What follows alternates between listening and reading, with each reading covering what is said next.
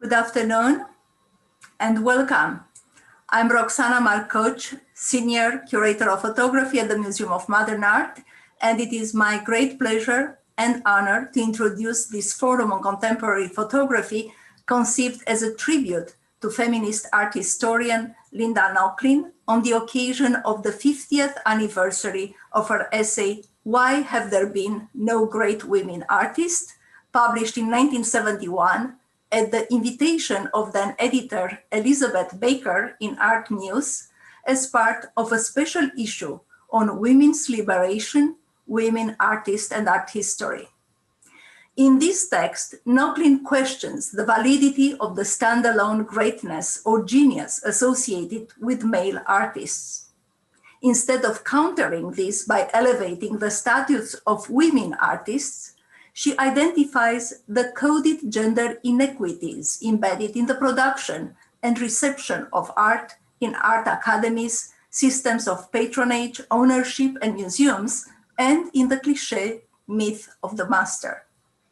Recognized as a keystone of feminist art history and theory, this incisive essay, along with its 2001 follow-up reappraisal 30 years later, a text highlighting the development of intersectional feminisms during the 1990s, it has contributed to a change in the discourse of the cultural field by exposing the institutional barriers to the visual arts that women have historically faced. As a scholar and pedagogue, Nochlin perceptively expressed how art criticism and social activism could inform the struggles against systemic inequality and exclusion.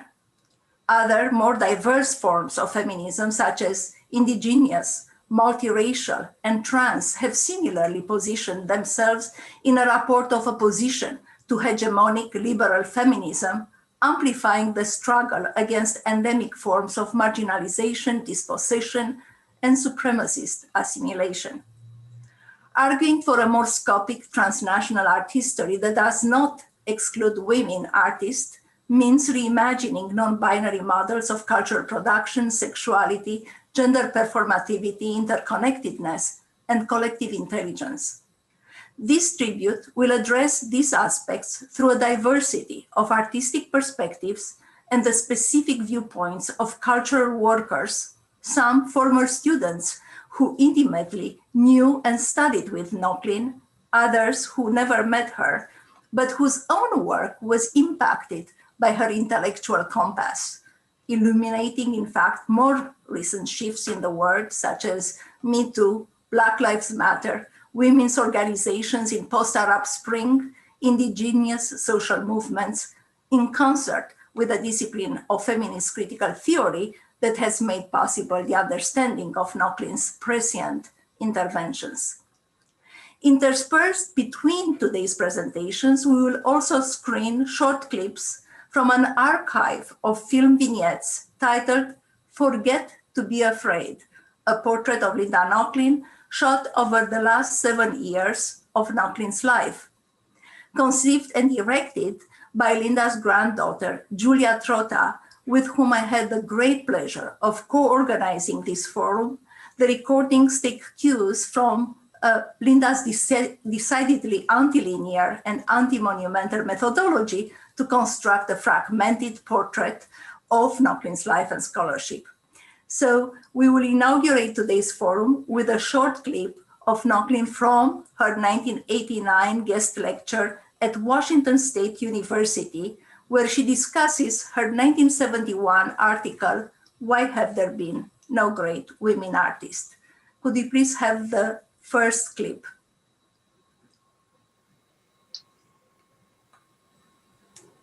I decided I was going to put all the various insights and ideas that have been coming to me through active participation in the women's movement, the women's art movement, teaching, talking, into an article.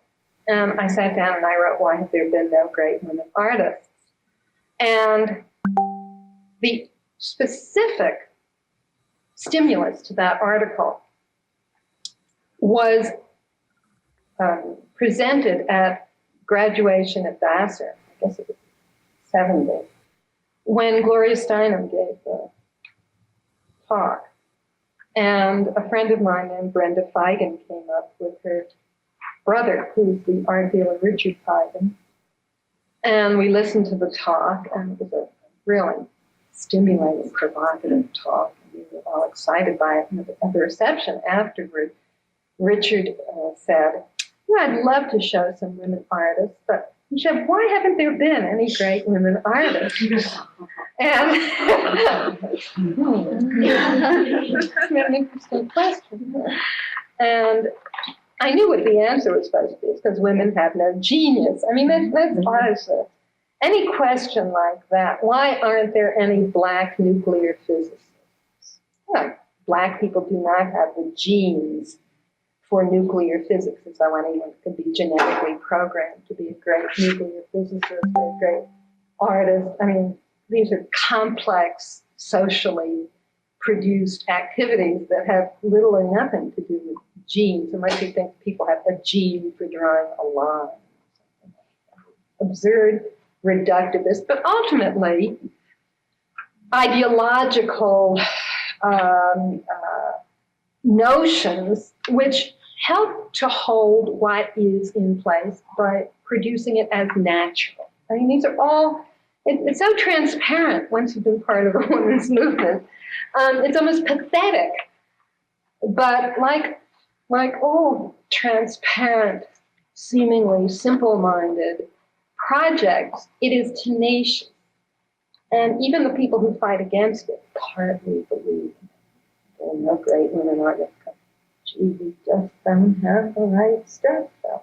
I mean, that is something that's, inside, built in to such a degree that it's difficult truly to dislodge. One can dislodge it on the conscious level, it's on the unconscious level that it is difficult to dislodge.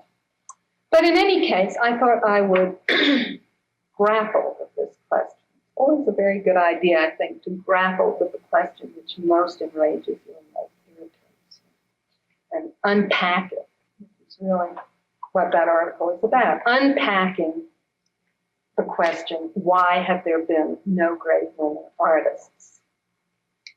And I must say, I wrote that article with such exhilaration, such a feeling of, again, epiphany. And yet each epiphany, like fireworks, which I happen to love, setting off, how fireworks go off, and first there's blaze one, and that's gorgeous. And then just when you're going, oh my God, that's so beautiful, blaze two comes out of blaze one, and it's even bigger and more wonderful. And then you think, but that's it can't be any better. And then, oh, blaze two, it's a little like an orgasm. I prefer to use the metaphor of fireworks, because that's visual, and it's one I love. You can see even from this clip what a prolific author and intellectually incisive feminist,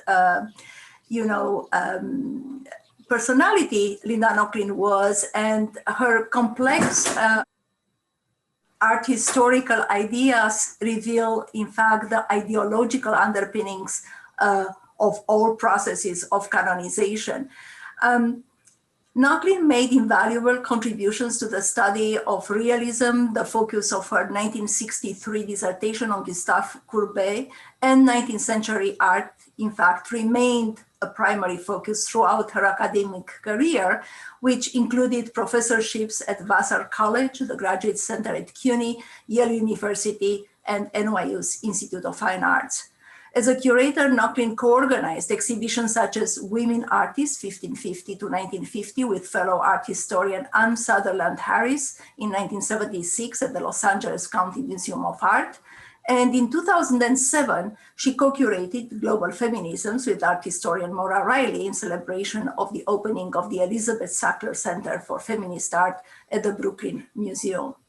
And it is now my great pleasure to welcome Molly Nesbit, Professor of Art on the Mary Conover Mellon Chair, Vassar College, whose contributions to the late 19th and early 20th century French avant-garde includes the book The two books, in fact, extraordinary books, multi-volume books, are just 7 albums in 1992, and they are Common Sense in 2000. At the same time, Molly has been actively involved in contemporary art as a contributing editor for Art Forum, and through her collaborative Utopia Station with Hans-Ulrich Obrist and Rirkriti Rabania since 2002. Molly, welcome. Thank you. And it's an honor to be here. It's a little pressure to begin, but I'll do that. Starting with the essay. An essay is a way station for writer and reader alike. The why essay comes from Linda Nochlin's ongoing work on art's place in the 1848 revolution. The work that begins with her thesis on Courbet and ends with her last book, Misère.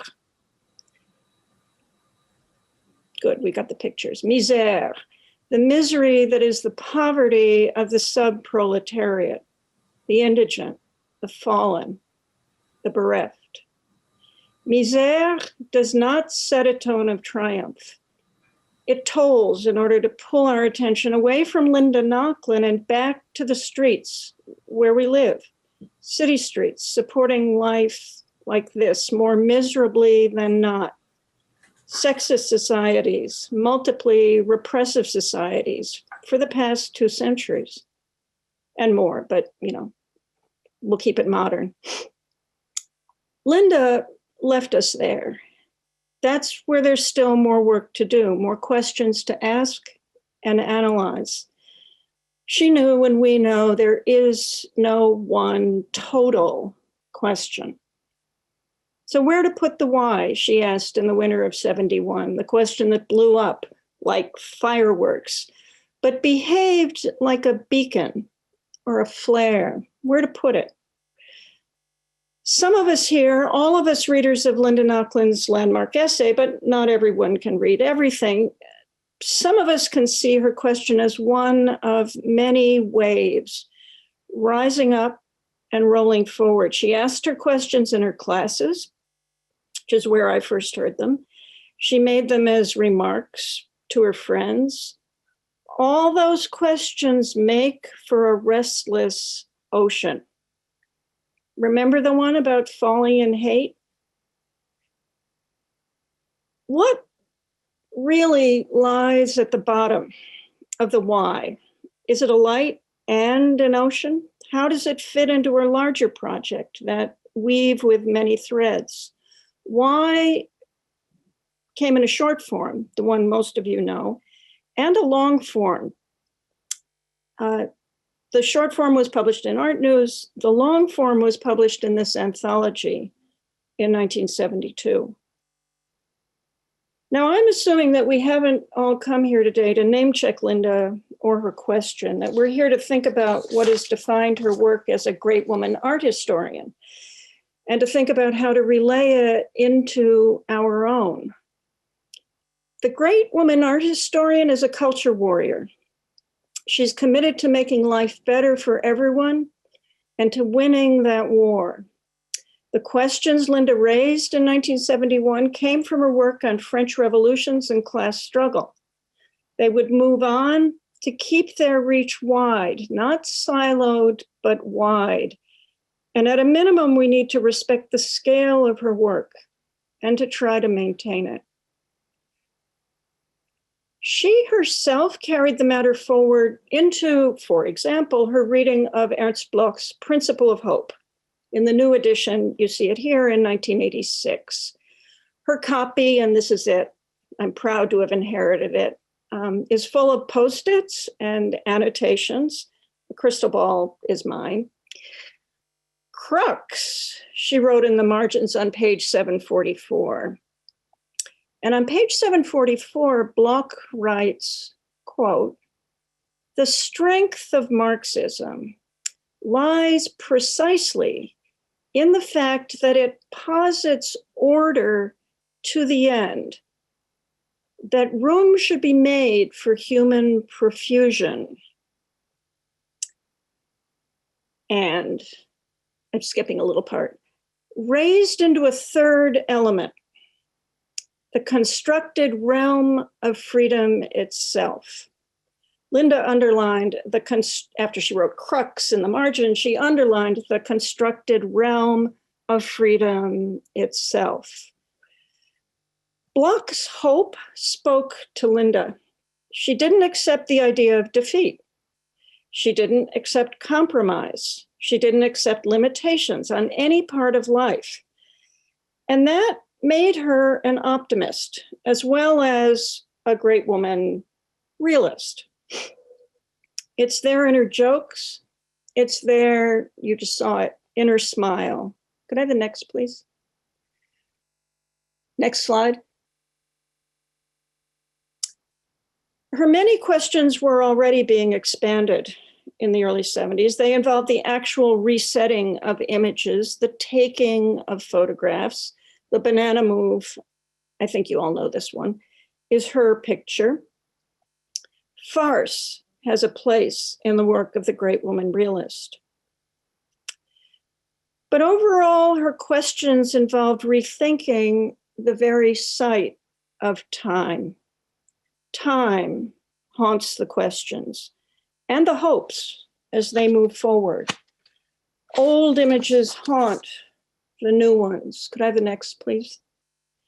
Linda, from the outset, wanted to speak about transformation, about the ways Courbet transformed the wandering Jew of the Image d'Épinal as he went to work on the painting of himself as wanderer on the road, greeting his friend, patron, his friend and patron, Alfred Prias, who was traveling too with his servant. Bonjour, Monsieur Courbet, that's the title of this painting. Hello to the future. Hello to the real world. Hello to all the possibilities. That's what Courbet is saying. Linda put the class relations and the optimism, the hope, into her account of this painting. She asked us to see its temporal dimensions together with its promises. It seems appropriate to use it to greet you and to open the program today. So, hello, hello, hello to our future, hello to our talk, hello to our effort to take Linda's questions with us, to transform them too, of course, and carry them on. Thank you. Thank you, Molly. Thank you so much for your insightful opening remarks. Actually, it's such a beautiful image to keep in mind, that of Linda as a cultural warrior. Now, with so much admiration, I'd like to welcome artist Zoe Leonard, with whom I had the great pleasure of collaborating on several projects in the past, including her exhibition Analog, which was presented here at the Museum of Modern Art in 2015. Zoe's 2018 survey exhibition, organized by curators Bennett Simpson with Rebecca Matalon at the LA MoCA, and the presentation she had at the Whitney Museum, which was overseen by Elizabeth Sherman, very impressively to me highlighted Zoe's engagement with the history of photography, gender and sexuality, loss and mourning, migration and displacement, and the urban landscape. In honor of Linda Nochlin, who had in fact passed away the year prior to Zoe's survey, Zoe printed lines from Why Have There Been No Great Women Artists throughout the museum, and including in areas that were only accessible to staff. A reminder, in fact, to us all that the art towards patriarchal structures won't dismantle themselves. Zoe, welcome. The platform is yours. Thank you so much, Roxana. That was really beautiful, Molly. What a beautiful way to start the day. Thank you, Roxana and Huleah, for inviting me to join you today. I'm so honored and moved to be here with all of you to celebrate this landmark essay, and I'm so excited to hear and see each of you speak. As Roxana just mentioned, Roxana and Julia asked me to speak about a work I made in 2017 in relation for the show in 2018, in relation to Linda Nochlin's Why Have There Been No Great Women Artists? First, I'd like to thank the people who worked with me to realize this piece, especially Whitney Museum curator Elizabeth Sherman, designer Joseph Logan, who collaborated with us, and Kyle Croft, our project assistant. Thank you to Julia Trotta for generously trusting us to work with Nochlin's words. And thank you to Ron Amstutz and Joya Pisala for their beautiful installation photographs, which we'll show at the end, or some of which we'll show at the end. I want to begin in what may seem like a roundabout way, but if you can bear with me, I'd like to describe the context around the conception of the work and the process of making it. On October 5th, 2017, the New York Times published the first major story on Harvey Weinstein's sexual harassment of women. In the following weeks, numerous public statements about other harassers and rapists in positions of power broke in the news, including accusations against several powerful male figures in the art world. As accusations accumulated, the Me Too hashtag went viral, and the larger Me Too movement began to have enormous visibility in the media at large. That fall, I was working closely with curator Elizabeth Sherman in preparation for the installation of my survey show at the Whitney Museum. As we honed in on the details of the show, she and I were meeting several times a week. Of course, the news of the day entered into our conversations and fueled many discussions about the entrenched power dynamics in the art world. The main body of my show was to be located in the exhibition gallery on the 5th floor. We were also discussing the possibility of representing an older artwork in some of the public spaces. Renzo Piano's design for the Whitney building includes a number of glass walls inserted between the back of house areas where the museum staff work and the public spaces where museum visitors circulate.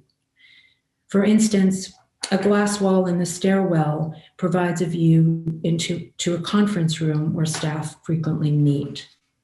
Of course, this also means that the people meeting in the conference room are aware of visitors passing by and looking. This architectural gesture of Piano's reads to me as an attempt towards transparency, perhaps somewhat like an open kitchen at a restaurant. At the same time, it is a selective transparency. On one level, it may make the museum visitor aware that the museum is a site of labor, that people work here, make decisions about what art is shown, what artwork is acquired, how art and art history are actively framed for public view. It brings to mind how many decisions are made behind the scenes, out of sight and out of mind for the museum visitor. Yet, presenting views of the museum staff at work is complicated. Which spaces are made visible? Who works in those spaces? What does it mean for those staff members to be on display? And which spaces are not made visible?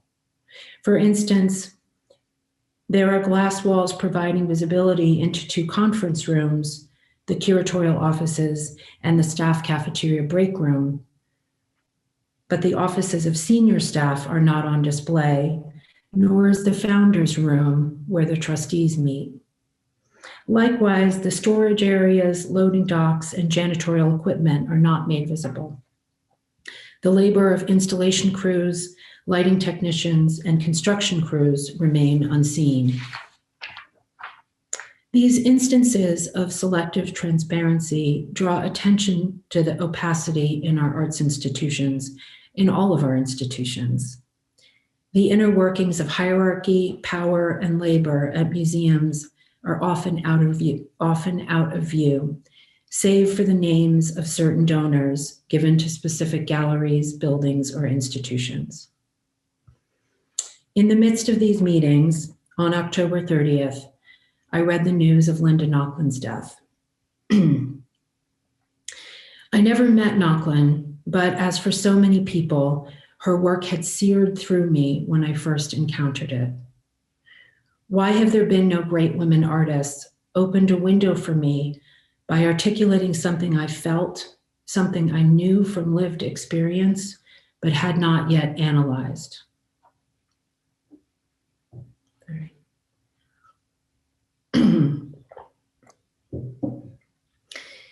She gave it words.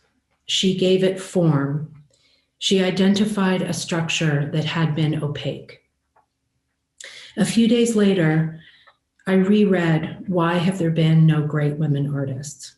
I hadn't read it since I was in my 20s, and I wanted to remember her and to touch base with the shattering effect of this text. What struck me from the vantage point of 2017 is how prescient her writing is. She writes of intersections of race and class as well as gender. She writes of structural discrimination. Her words struck me as frustratingly, tragically relevant all these years later. I thought these words open a fissure. I called Elizabeth right away. I have an idea. I'd like to run excerpts from Why Have There Been No Great Women Artists through all the glass-walled spaces in the Whitney, to thread this text through the museum, to make visible the cracks, to open a fault line. The work that came about is titled Homage. Megan, could you run the slides?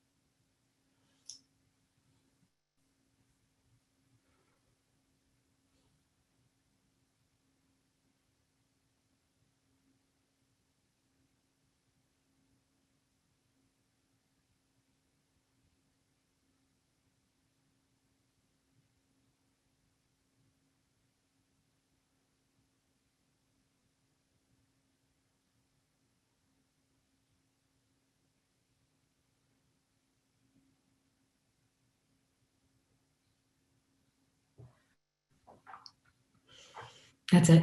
Thank you.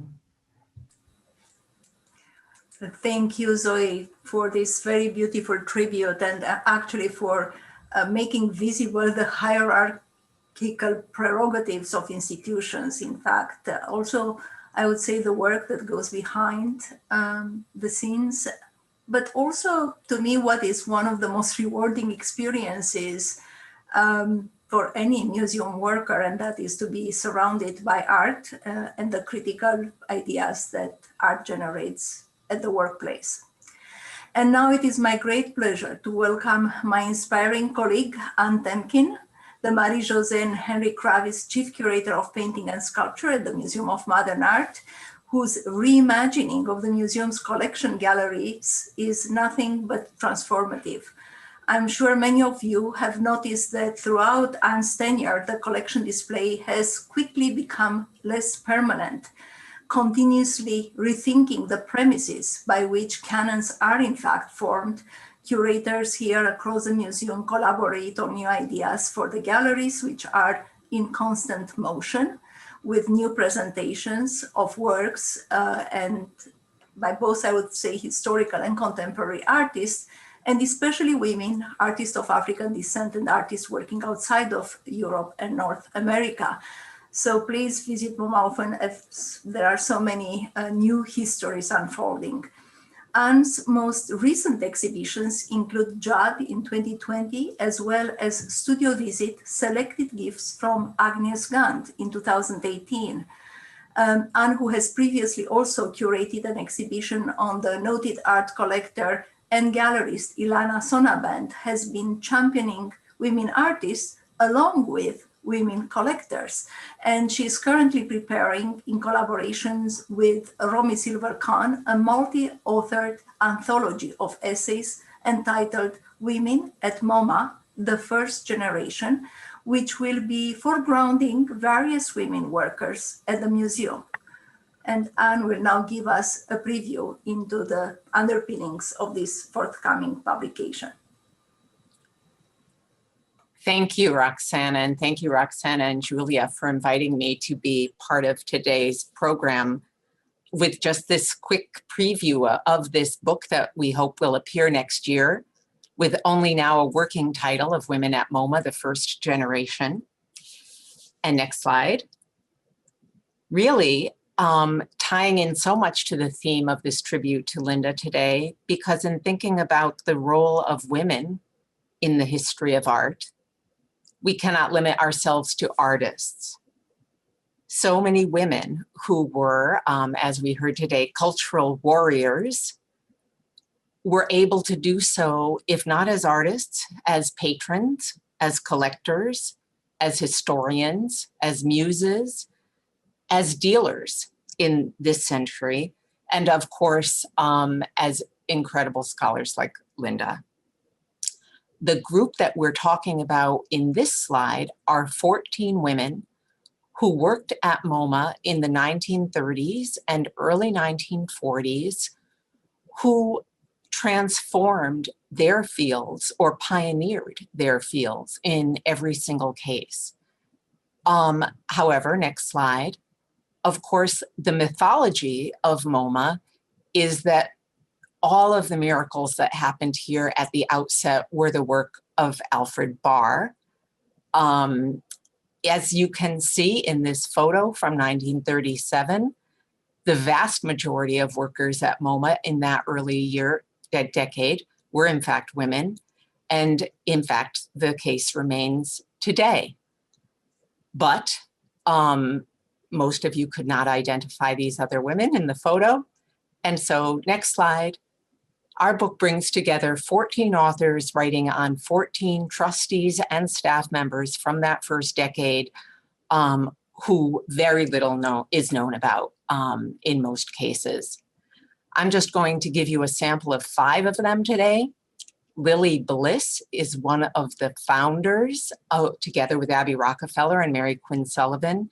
She was a big supporter of the Armory show. She died, of course, in 1931, leaving her collection to MoMA, which was the start of our collection. Before that, it was more like a Kunsthalle.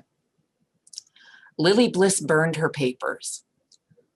This is just one example of a way in which women have been left out of history, in part on their own doing. So what we know of her is not much at all, as will be true of many people in the book. So the detective work aspect is immense. Next slide. Curators, of course, Nancy Newhall, the wife of Beaumont Newhall, the head of our photography department, became the head of the photography department when he went to war in the early 40s. As in so many fields, women went to work at that point. She did everything her husband had done and more. She opened the photography center that was developed for across the street. Completely, what shall we say, said goodbye to when her husband returned by the museum. And the history of the photography department, of course, continues on in many complicated ways from there. But in her brief 3 years, basically running the show, established that department in a way that without her, it would not exist as it does now. Next slide. Dorothy Dudley, a registrar here for over 30 years, who literally wrote the book, the Bible for museum registrars throughout the United States, came here in the 1930s and basically said, here is how you have to run a museum in terms of taking care of things, cataloging things, enumerating things, moving things in and out. Not a name one knows, like the curator's name, and yet every bit as fundamental to this museum's beginnings and the beginnings of registration departments all over the place. Next slide. Sarah Newmeyer, our head of publicity, our first head of publicity. And she was renowned in her day of placing museums in the kind of realm of advertising that heretofore would have been absolutely unthought of, unthinkable for a place like, for example, the Metropolitan Museum. There she is working the phones, hiring film crews to picture, to film works being delivered for blockbuster shows, setting up photo ops with all sorts of visitors, including Army servicemen, and in the end, left the museum, not because a husband returned, but because in fact there was a big article about her in the Saturday Evening Post, the museum and the redhead. And it was decided that the redhead was a little bit getting too much of the attention herself. Next. Dorothy Miller, probably the best known staff member, a curator working closely with Alfred Barr for over 30 years. Most renowned today for the series of Americans shows that she did in the 40s and 50s, and yet responsible for so many more things than that here. From the very beginning in the 30s, right up through her retirement in 1969. She was really the one responsible for contemporary art at that time, and her eye was one that Barr trusted more than anybody else's. Next. Just to show you quickly, we can insert forgotten women artists into our galleries. Paula Modersohn-Becker now being seen across the doorway from Klimt, for example, both works from 1907. Next slide.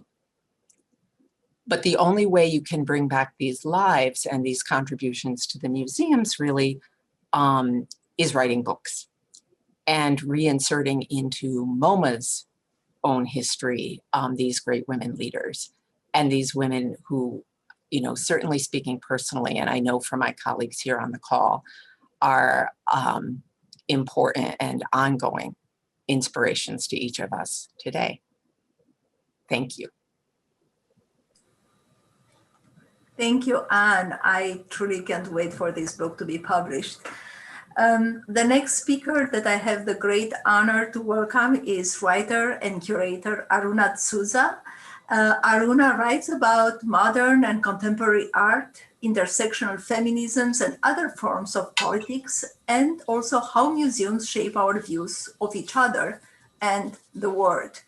Her book, White Walling Art, Race, and Protest in 3 Acts, which was published by Balance Unlimited, was named one of the best art books of 2018 by the New York Times. Her writings appear regularly in 4columns.org, where she's a member of the editorial advisory board, and she has also published in the Wall Street Journal, Art News, Garage, Book Forum, Momus, Art in America, and Art Practical, among various other places. Aruna has recently edited Lorraine O'Grady's Writings in Space, 1973-2018, and has co-curated the retrospective of O'Grady's work, Both and, which is currently on view at the Brooklyn Museum, together with Catherine Morris, Sackler Senior Curator of the Elizabeth Sackler Center for Feminist Art, and Jeanette Daria Strand, Curatorial Assistant. So truly, I can't wait for another book that Aruna is working on right now, and that is Making It Modern, a Linda Nochlin reader, which will be published by Thames and Hudson this year. Aruna, thank you so much for joining us. Thank you so much to you and to Julie, who I've gotten to work with since Linda's passing, and it's been one of the real joys to get to know Julie, who I've known since she was very young in this different capacity as colleagues. So thank you all. I will be honest, Why Have There Been No Great Women Artists was not the essay that rocked my world. In part, I think, because by the time I read it in the early 1990s, the force of Linda's thinking had already pervaded art history so entirely that it was as if we had always already known that it was structural exclusion and not innate talent that allowed white male artists to succeed and not others. It was as if we had never been in doubt that achieving success drove all sorts of other tautologies, so that we defined quality, skill, genius, and so forth according to the work of those who had achieved success, and then justified their success on the quality, skill, and genius of their work. That's perhaps a sign of Linda's own genius, that she demonstrated something that was so true that it felt impossible that there was ever a point when it wasn't apparent. For me, the essays that affected me most deeply were those in which Linda took up her own challenge and looked at the ways in which great art, a category that was fully ideological, communicated or constructed or persuaded the viewer of its greatness. Linda was many things, but the thing I loved most about her as a scholar was that she was a student of rhetoric, even if that rhetoric was a visual rather than a verbal one. That was the thrust of The Imaginary Orient, an essay that I still go back to when I need to remind myself of how insidious the effects of painterly and photographic technique can be when constructing images. She wrote the piece after reading Edward Said's book Orientalism, which had on its cover Jean-Léon Gérôme's The Snake Charmer from 1870. She marked up that book in its margins, and I have a copy of it. But I imagine her flipping back continually to its cover as she read, figuring out how to apply the insights of Said's textual analysis to the visual realm.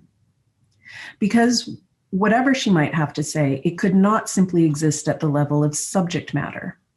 Even to a reader in 1983, the leering, indolent Arabs slumped against the wall, seemingly unaware of the architectural beauty that surrounds them, would have registered as deeply problematic, at least I hope so. For Linda, the meta-narrative of this painting, that Arabs were a dissolute and decadent lot who couldn't be trusted to manage their own affairs and needed the French to step in as colonizers and save the day, was communicated by choices in style, composition, and technique. It was encoded in Gérôme's use of minute detail and a licked surface in which the artist's hand was all but absent, which suggested an almost proto-photographic realism, unskewed by ideology. The cracks in the tile, the raggedness of the abayas and turbans, the crumbling walls, all spoke to an image of a people who needed to be saved from themselves. The young boy with the snake served two purposes, both tied to this larger desire for the French to justify their colonial and imperial endeavors. On the one hand, the rapt attention of his audience to his lusciously naked form was a sign of their own perverse desires. On the other, the boy's back view, offered up, presumably, to the French white savior viewer, added a different dimension, a sexual one, to the European lust for conquering the Orient. To drive home her point about how formal decisions do the work of reproducing ideology, Linda turned to photographs. On the one hand, her hilariously offhand photograph of a site on one of her travels in North Africa, in which she didn't hold the camera straight and cars were rushing by and the smog in the atmosphere was palpable. It looks like she literally took the picture on the run, a bold choice back when we were all still using film and could get, 36 shots from a roll.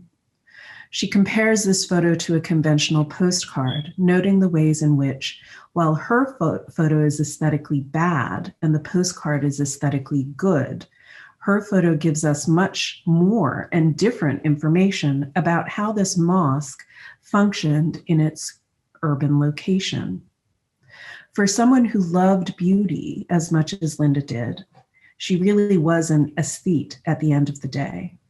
Her boldest lesson for me was that beauty is sometimes banal and that it can do the work of evil as often as it can of good. That doesn't mean you don't revel in it when it happens or that you don't work to create it, but that to take pleasure in it requires thought and intention and criticality. Beauty is a responsibility as much as a gift. Thank you. Thank you. Thank you so much, Aruna, for this beautiful and personal tribute, and also for sharing with us what other texts that Linda wrote impacted your thinking the most. I wish we would have time to discuss them all, in fact, because there are so many other great texts, as you mentioned. And actually, also, I'm very grateful for the fact that you are leaving us with yet another image. Molly said, cultural warrior, and you said that she was a student of visual rhetoric, and that's so true. And I like to have now these composite images of Linda as we move along the presentations. And now we will watch a short clip, actually, of Linda's students and peers chiming in with more reflection of their own on her political approach and sense of stakes as an art historian. Could you please have the second film clip?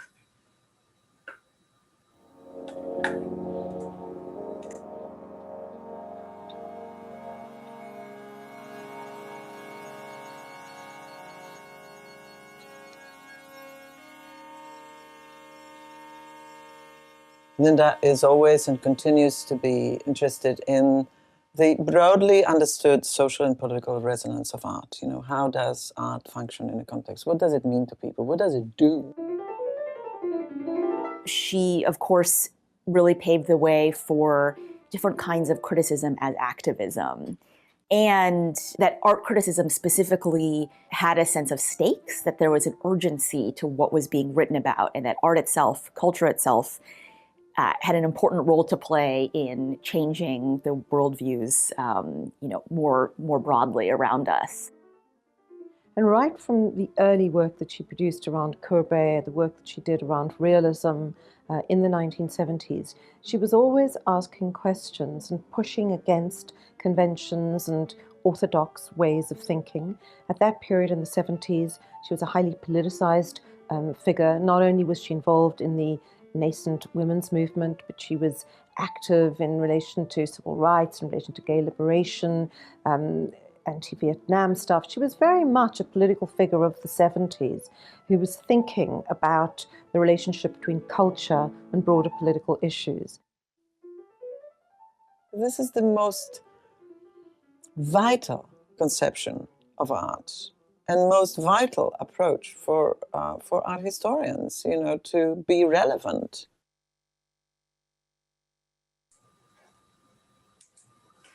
I'm now honored to welcome artist Catherine Opie, who is also the endowed chair, Department of Art, University of California, and whose work has been the subject of numerous international exhibitions, including her 2008 retrospective at the Guggenheim Museum, which was curated by Jennifer Blessing with Nat Trotman.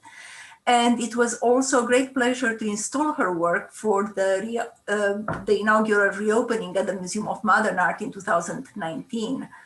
Whether documenting political movements, queer subcultures, or urban transformation, Cathy's poignant images of contemporary life comprise a portrait of our time in America, which she often considers in relation to a discourse of opposition. Now, the many accolades that Cathy received are truly too numerous to enumerate, but within this context, I would like to mention that she is the recipient of the President's Award for Lifetime Achievement from the Women's Caucus for Art. Cathy, welcome. Thank you very much. Thank you for inviting me. And if we could go ahead and have the first image up.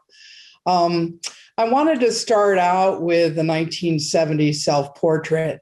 It is around the same time what I consider now the big question was posed to Linda. Why have there been no great women artists?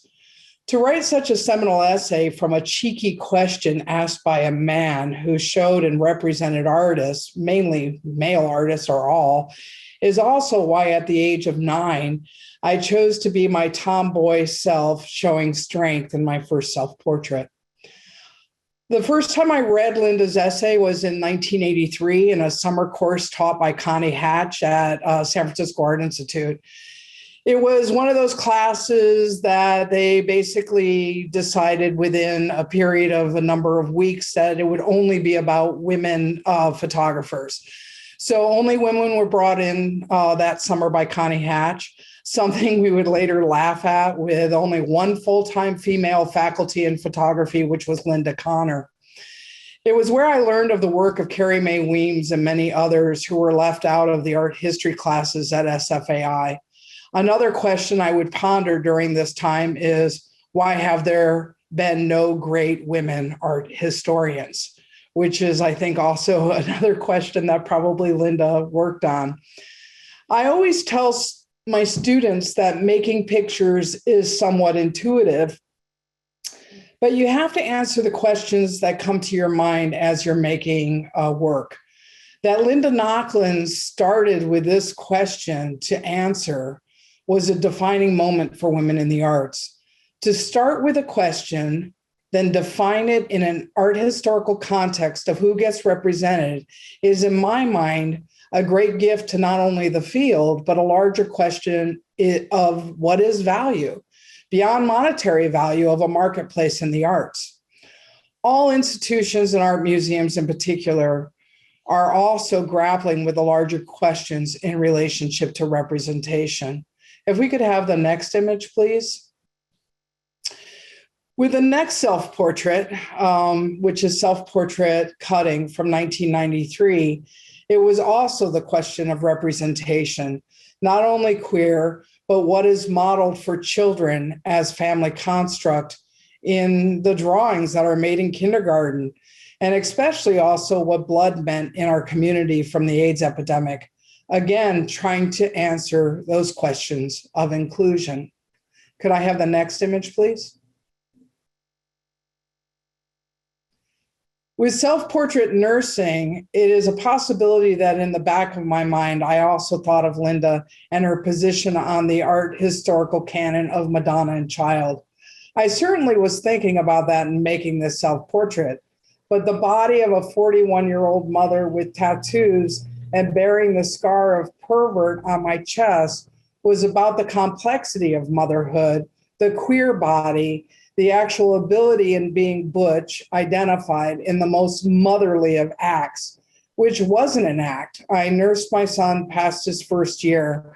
I embodied motherhood in a body that wasn't thought of as womanly or motherly. It is these contradictions that make us rethink our perspectives, to ask, again, questions. Next image, please. Sometime in the late 90s, I think, around then, I wish I had the exact dates, and I also wish I had film clips of this. Maybe, Julia, you have them, and I don't know about them. But I was asked to sit with Linda and have a conversation at NYU. I was terrified because, well, she was Linda Nochlin. It was a fantastic conversation about gender and queerness.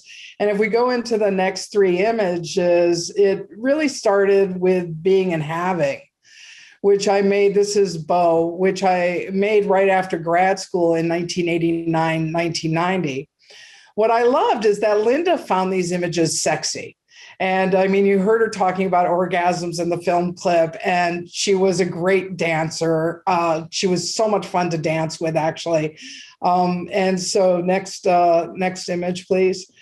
So one of the other things is, on a side note, is that now MoMA has all of Being and Having in their collection. And it was personally a big deal for me, and one that I would imagine Linda would applaud with great enthusiasm. And go ahead and go to the last image. But back to this talk we gave, despite my nervousness, it was a packed house and as open and humorous, which made me feel more relaxed, and most importantly, humane. I have a hard time remembering the specificity of the conversation, but more left with the openness of someone as a deep thinker. And ultimately, Linda was always open to learning and questioning. I often think of what Linda would say. This happens a lot in my head, that I create conversations with folks that are no longer with us, but made an impact in their field that'll always be a guiding force for us to ask those important questions. But more importantly, fight for equality and ultimately begin the process of implementing change by answering those questions. I want to leave you on the portrait by another great woman artist who has kind of, in my mind, the exhibition, which I'm trying to get to New York to see, up at the Met. And this is a portrait of Linda and Daisy sitting for Alice Neal in 1973, just 2 years after her seminal essay. Linda Nochlin was the art world's RBG in my mind. Thank you, and keep asking and answering the impossible questions. Incrementally, I remain optimistic. Thank you very much.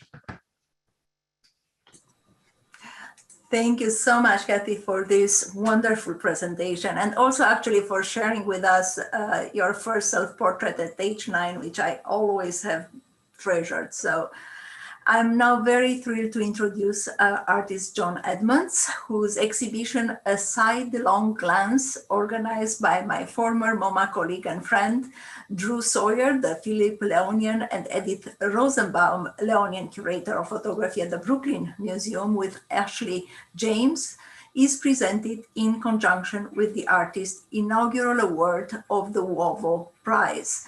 A Sidelong Glance draws its title from an essay by scholar Krista Thompson that looks at perspectives on Black diaspora art history and how they have shifted from examining relationships with Africa to questioning forms of representation in Western cultures. So without further ado, John, welcome. Thank you so much, Roxana. Thank you for inviting me. Thank you and Julia for thinking of me to participate in this panel. I am so thrilled to be included. I am so in awe of the presentations thus far. And I want to try something new today with my own presentation of my work and thinking about Linda Nochlin's great essay, Why Have There Been No Great Women Artists? And think about some of the thoughts and ideas that permeate my own thinking and my own picture making process. I also just want to thank Aruna, Catherine, Molly, all of you for your presentation. Zoe, thank you. Thank you very much. So I just wanted to begin thinking about the question of the essay. Why have there been no great women artists? And as we know, this idea of greatness is something that Linda questioned, and is one idea that we know is very problematic in itself, this idea of greatness, this idea of an ideology of greatness. But in thinking of that, I also want to address this idea of why has there been a certain type of absence of perspectives within the canon? And this question leads me back to the very simple answer that it is a question of the gaze. The gaze is a question of who is looking, who has permission to look. Looking is a question of access. The power to look also creates the power to define. So in thinking about the gaze, I wanted to think directly also in the evolution of my own work and in practice, starting with this first photograph in 2012 entitled Marcus with the Sacred Heart. Much of my work has been thinking of the tradition of portraiture and studio photography. And through those different traditions, I've thought about how we can create more room. How does this idea of plurality and decentralizing power and extending power to others who may be overlooked or may not be given their due in terms of representation. So this is a photograph from 2012, and we can quickly go to the next slide. This image is entitled Asleep. Again, a photograph. All of these photographs from the series Immaculate at the time were all pictures thinking about these different men that I had approached on in public space and photographed them in their own domestic spaces. So again, very, very early on thinking about this idea of the gaze and who has permission to look, who has, but more specifically, who has the permission to stare. Next slide. So I also wanted to think about some strategies that I have also used to also challenge this idea of the gaze and challenge the idea of representation, challenge the idea of race, gender, class, sexuality, all aspects of Linda's thinking in this profound essay. So this slide in particular is from the Do-Rag series. All the photographs are employed on silk. And I just wanted to read this one quote that I keep coming back to from the essay, where Linda says, the making of art involves a self-consistent language of form, more or less dependent upon or free form, given temporarily defined conventions. So like many artists, and I'm thinking specifically about many Black artists who have challenged the idea of the gaze and this critical act of looking. Carrie Mae Weems, Lorna Simpson are artists that come to mind directly, but countless other artists who have also challenged this idea of the gaze through the aversion of the gaze, through the kind of refusal of the gaze, the refusal of the acknowledgement of the viewer's presence. Next slide, please. So again, this idea of the gaze and who has permission to look also for me comes with this notion of who has the permission to look away, who has the permission to not be moved by the gaze or the onlooking of the viewer. This is a commercial project that I worked on for T Magazine in reimagining James Baldwin's Giovanni's Room, and thinking specifically about Baldwin's own history and kind of invisible history of interracial love and interracial relationships, both within his own personal life, but also within much of his work. Next slide, please. So for my most recent work, A Sidelong Glance, which is on view right now at Brooklyn Museum, I was invited by the museum to work with the collection of Ralph Ellison's African art. And this particular photograph is not reflective of that. However, these are African art objects that I have acquired for my own collection, objects that are used for ritual kind of practices in West Africa, and also tourist items and items that are used for decorative purposes.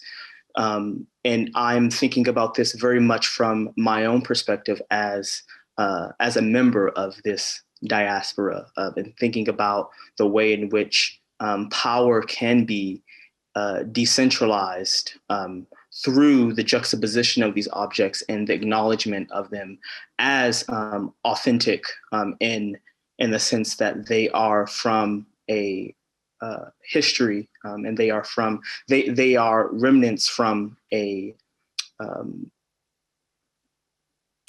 group of people who have moved from place to place and have continued to carve out their place in the world. Next slide, please.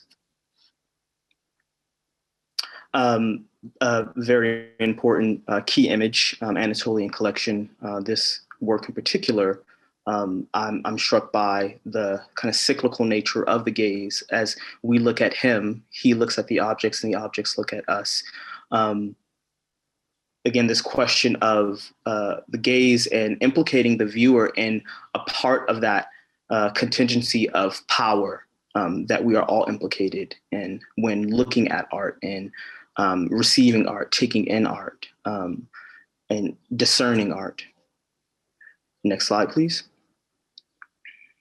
So this is one of the final images that I will speak of. This image in particular is very, very key in thinking about this. And I think this is something that Zoe Leonard, that you mentioned, thinking about all that is at play in these institutions as art is defined, as idealism is defined, that there is always a presence in the background, whether it is visible or not. Next slide, please. I believe there's one more slide. Again, this idea of thinking about the notion of idealized beauty. And Catherine, I think this is something that you also speak to within your work, and you've spoken about in your presentation, this idea of questioning this idea of idealized beauty. Next slide, please. And again, also being inclusive, that we can't include everyone, but we can be inclusive, and that many of these histories, whether they are photographic histories, feminist histories, Black histories, have been exclusive of certain types of people. This image in particular is entitled Two Spirits. The person in this photograph is gender non-conforming. And with the evolution of my work, what you will see is that I am also very, very interested in erasing our or playing with our ideas of gender and representation. And through the evolution of the pictures, I also change the meaning of the previous pictures. And that is something that I think that I really have gained from thinking about Linda's work, as well as the power to also look with inquisition, to look with humor, to look with desire, and to look with reverence, and to be unabashed about that perspective, because we all have perspectives. And what's really great about this essay is that she brings all of those perspectives to the forefront, and really creates space for so many different types of views. So I, again, just want to say thank you to everyone. And I know I went over a little bit in terms of time, but thank you to everybody. And it's really a pleasure. So thank you. Thank you, John. Actually, it's always a gift looking and hearing you speak about your work and about the power of representation and the critical act of looking. And now it is my great pleasure to introduce my dear colleague, Lanka Tattersall, who is a curator of drawings and prints at the Museum of Modern Art. She is also a fellow at the Center for Curatorial Leadership. Lanka, who has led in her previous position at LA MoCA the staging of exhibitions on Cameron Rowland, Lauren Halsey, and Hito Steyr, has also more recently co-curated parts of the second floor contemporary galleries at MoMA. Lanka has been forging new paths through her engagement with gender causes and feminist theoretical ideas, both as co-editor of the feminist journal LTTR and as co-chair of the Feminist Art Project during her curatorship at LA MoCA.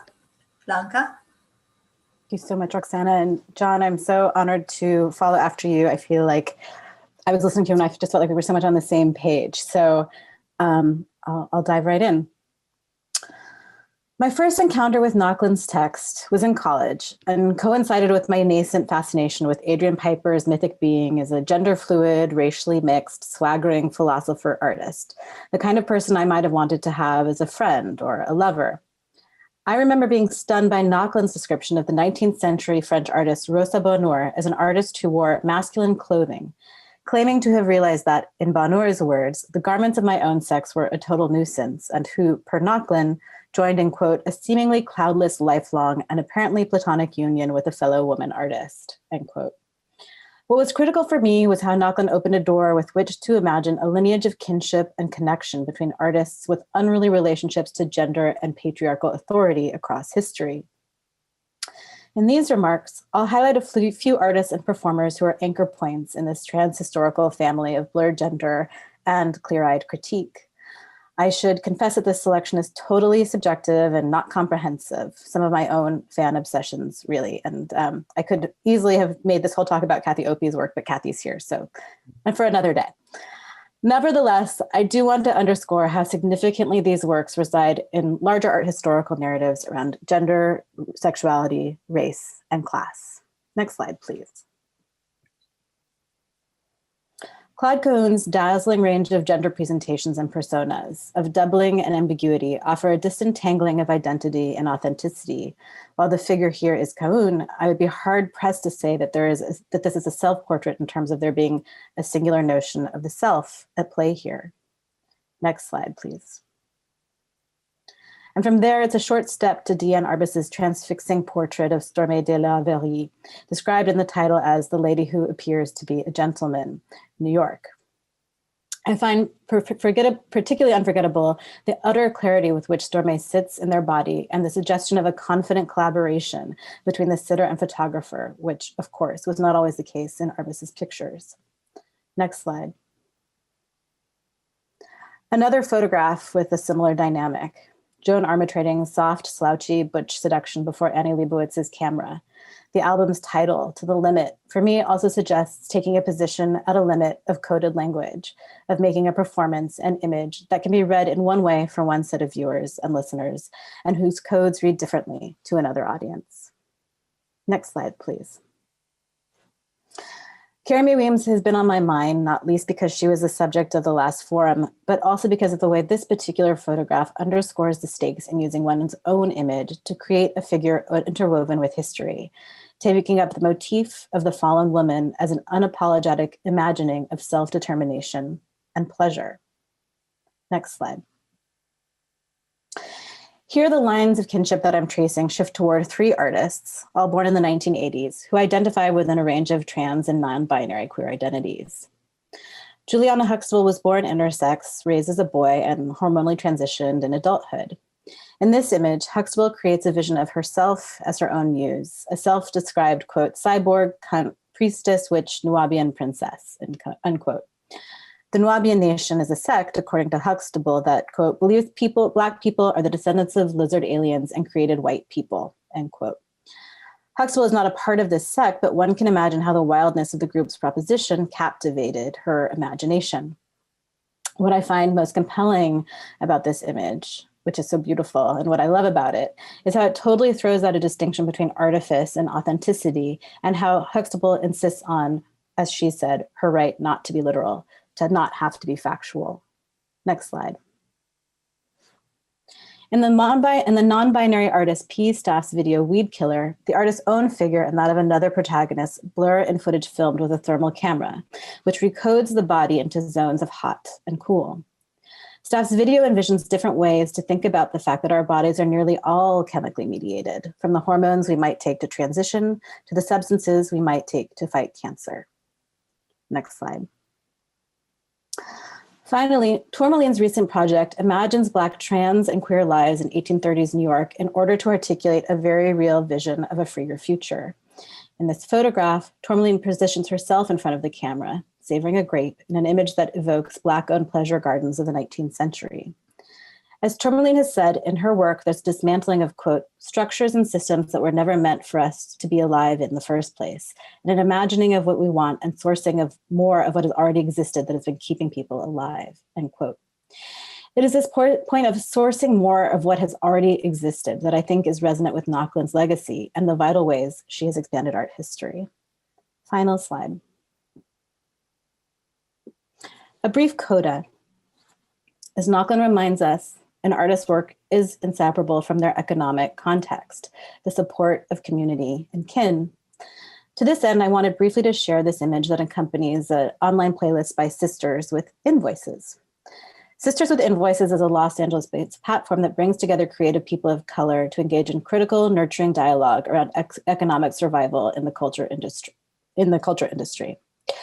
I appreciate the way this image, with its references to being recorded under the full moon and menstruation, highlights ways of feeling and of being intuitive about our world that are rooted in cyclical forms of connection and polymorphous expansiveness.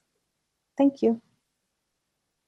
Thank you, Lanka, so much. We will now move straight on to another short film clip to listen to Linda articulating her definition of feminism.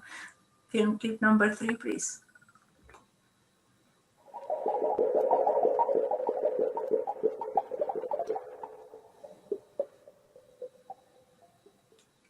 To me, the core of feminism is justice. It is a political position. I don't think there is a feminist methodology. I don't see how that could be. But I think feminism engages everything I do. But it is a political practice and position which seeks to establish justice for women. Exactly. That's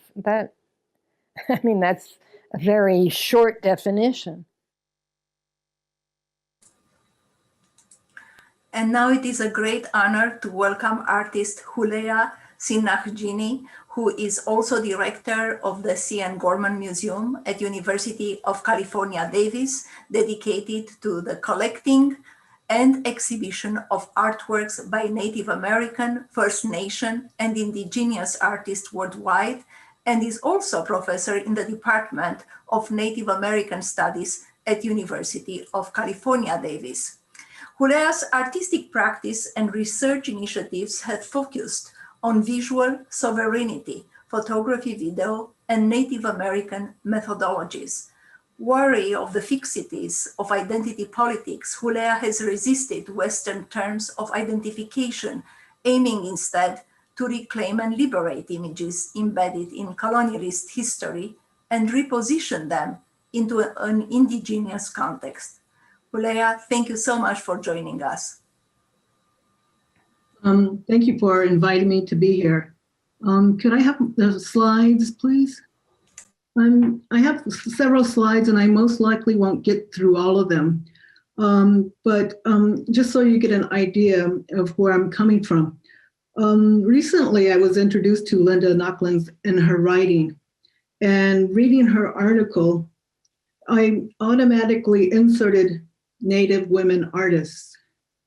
And thinking back, Native art history lives in the periphery of the mainstream art.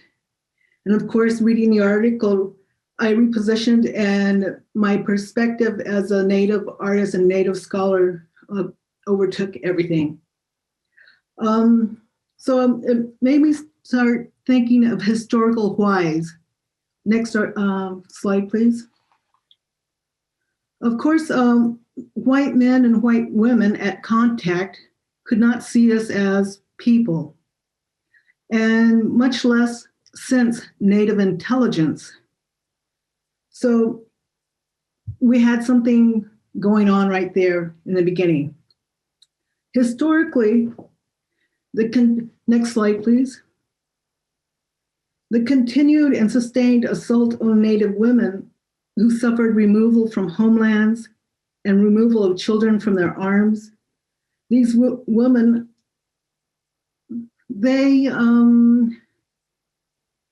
their bodies responded in a way that they would not create future generations until they felt safe. So in thinking about that, why, in putting before women artists, why are there no great women artists?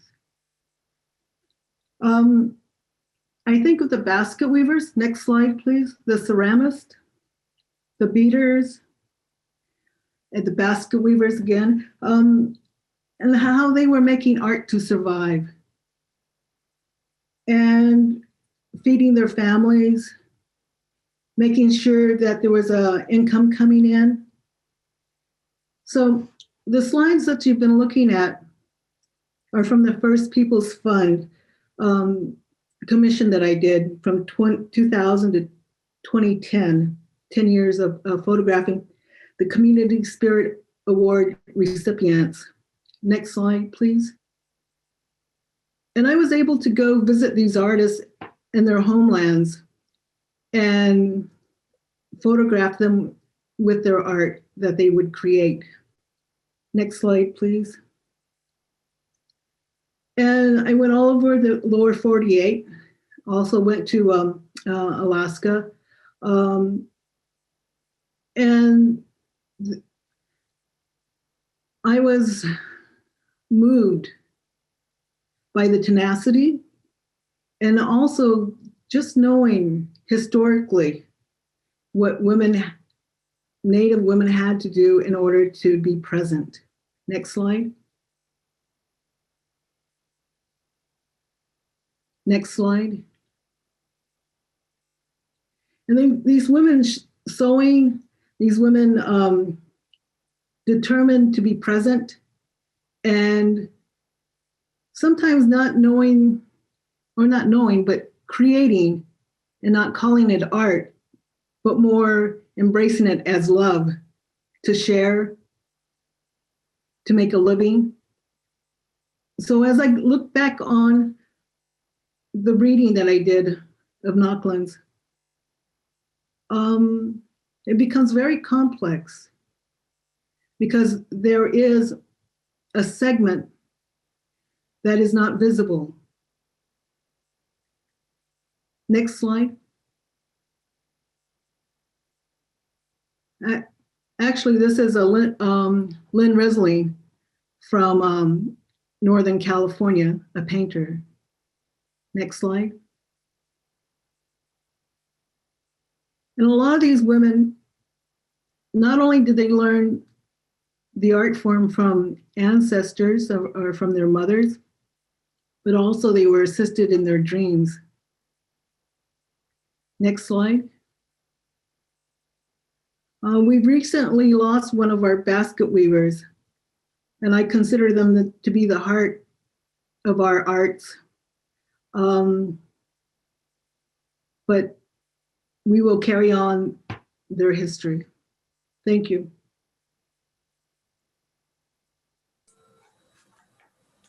Thank you so much, Huleah, for this insightful presentation and for sharing so many of the diverse practices of Native women artists, of which we would want to learn so much more. And it is now my great pleasure to greet Wanda Nanibush, inaugural curator of Indigenous art and co-head of the Indigenous and Canadian Art Department at the Art Gallery of Ontario. Wanda is also an activist and organizer and author from Beausoleil First Nation, who has published widely on Indigenous art, politics, feminism, and sexuality. And she is the author of the book Violence No More, The Rise of Indigenous Women, which was published in 2017 by Arbeiter Ring Publishing. Wanda, welcome. Hi, everybody. Thank you for having me. I'm Wanda Nanibush, Anishinaabe from Beausoleil First Nation, a little island in Georgian Bay. I want to acknowledge my Lenape cousins whose land we are virtually on, and also the Haudenosaunee community who pretty much built the New York skyline. My talk today honors Linda's insistence on the necessity of structural change for true equity. And I'm interested in value and valuation. This is artist Shelley Nero, who was born in Niagara Falls, New York, and is a member of the Mohawk Nation at Six Nations of the Grand River, where she grew up. This Land is My Land is a series of 12 triptychs. She mounts the photographs onto 12 separate panels, which she hand drills with a pattern evoking beadwork. Each panel is composed of 3 photographs that from left to right, Nero calls the historical, the personal, and the contemporary. This one, 500-Year Itch, you see how Nero skewers the enduring impact of Hollywood glamour on our definition of beauty, appearing as Marilyn Monroe in the movie 7-Year Itch, but Nero keeps her glasses on and an overturned portable fan subs for the movie's subway grate. The middle image is a decades-old photograph of her mother. This is artist's worldview, her mother as model, as a model. Nero's work is polysemic and layered. The 500-Year Itch in 1992 was an itch from the disease of colonialism, an itch for justice. Here is her mother again at the salon. Mohawks have a matriarchal society where women are supposed to be the center of power. Laurie Blondeau is a Cree Soto Métis artist working in performance and photography. Blondeau creates and inhabits a number of irreverent personas. Here's Betty Daybird. Betty Daybird was born at home in a small government frame house just above the muddy main road under the long shadow of the St. Luke's Church. She was pulled from the womb by her maternal grandmother, who would continue to play a significant role in her life.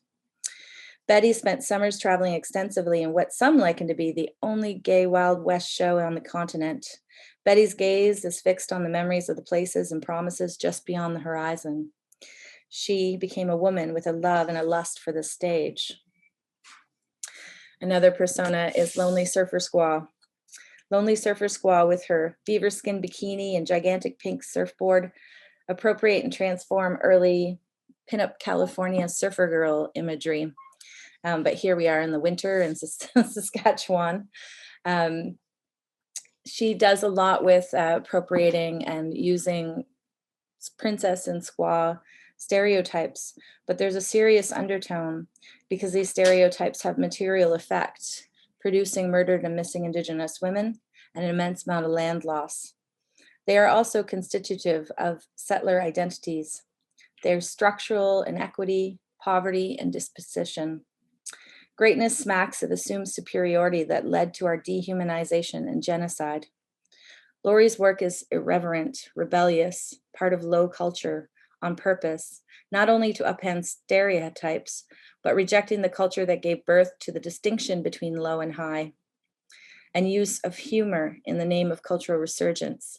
She inserts us into a history that had erased us or confined us to roles as objects. This is Anishinaabe artist Rebecca Belmore doing a durational work called Clay on Stone, a performance in the Colonial Center of the Art Gallery of Ontario. From dusk to dawn, she paints an abstraction with her hands from raw clay. And in order to do this work, to bring the outside in, she had to say no to the preservation function of the museum. Her action inside the colonial house, this house of culture that some feel at home in and others feel like strangers or beggars. These great houses and houses of greatness. I want to quote Leslie Marmon Silko. They grow away from the earth, they grow away from the sun, then they grow away from the plants, the animals. They see no life. When they look, they only see objects. The world is a dead thing for them. We need to ask ourselves, how do we not re-traumatize in our exhibitions of greatness? This is a round dance that we did inside Rebecca's exhibition facing the monumental at the Art Gallery of Ontario.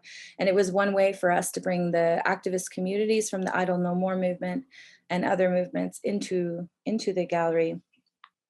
We danced in the Idle No More movement, which started as a movement to change legislation and became a movement renewing and recommitting to fulfill our responsibilities to the earth and water.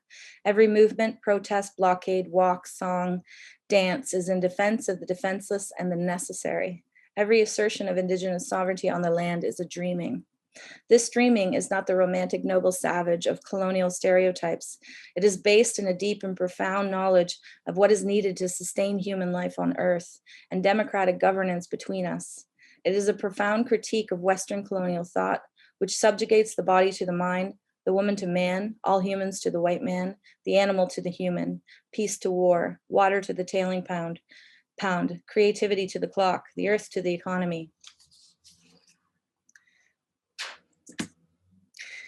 Here is Tanya Lucan Linklater honoring Abenaki modernist Reader Latond dancing inside the museum. What art can do is return our spirit to us. It's a humble endeavor. Plains Cree artist Meryl McMaster did this work called Murmur. In Murmur, you see that there is a murmuration of starlings that she's created out of history books, and they swirl around her head. She has a practice of performative photography using her own body. Murmurs are also mumbled or private expressions of discontent. The political discontent of our time is shape-shifting, allowing new configurations to emerge that we cannot know in advance. Belmore, uninvited, walked into the AGO one day wearing a t-shirt that said, "I am the artist." She would stand in front of great European and modern maskers while security followed her.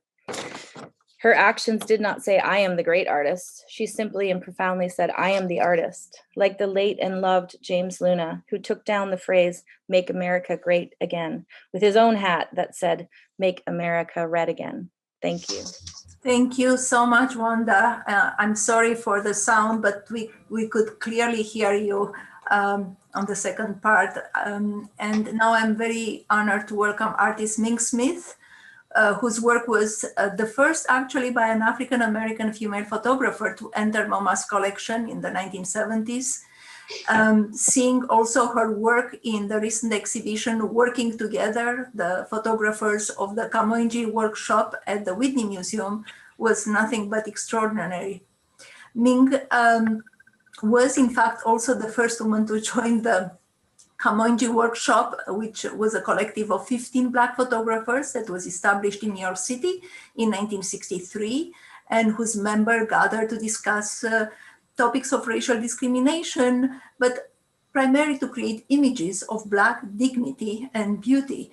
Ming's monograph, covering 4 decades of her work across a range of illuminating essays and interview, was co-published by Aperture and Documentary Arts last year. Ming, welcome.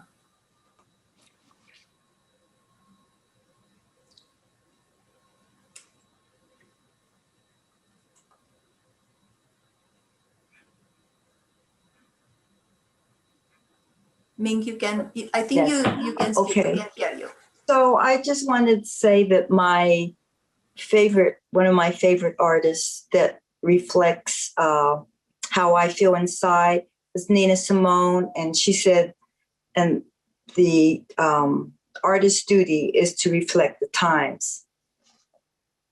So this photograph is like a mother looking at her son, and how, for me, it's how when our sons leave, or, every day, that we're very afraid of what, we just say our prayer that they'll come back safe because of the environment.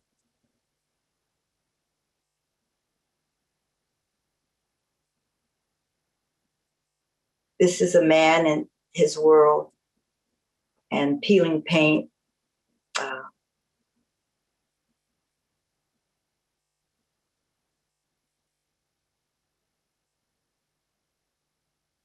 Prelude to Middle Passage.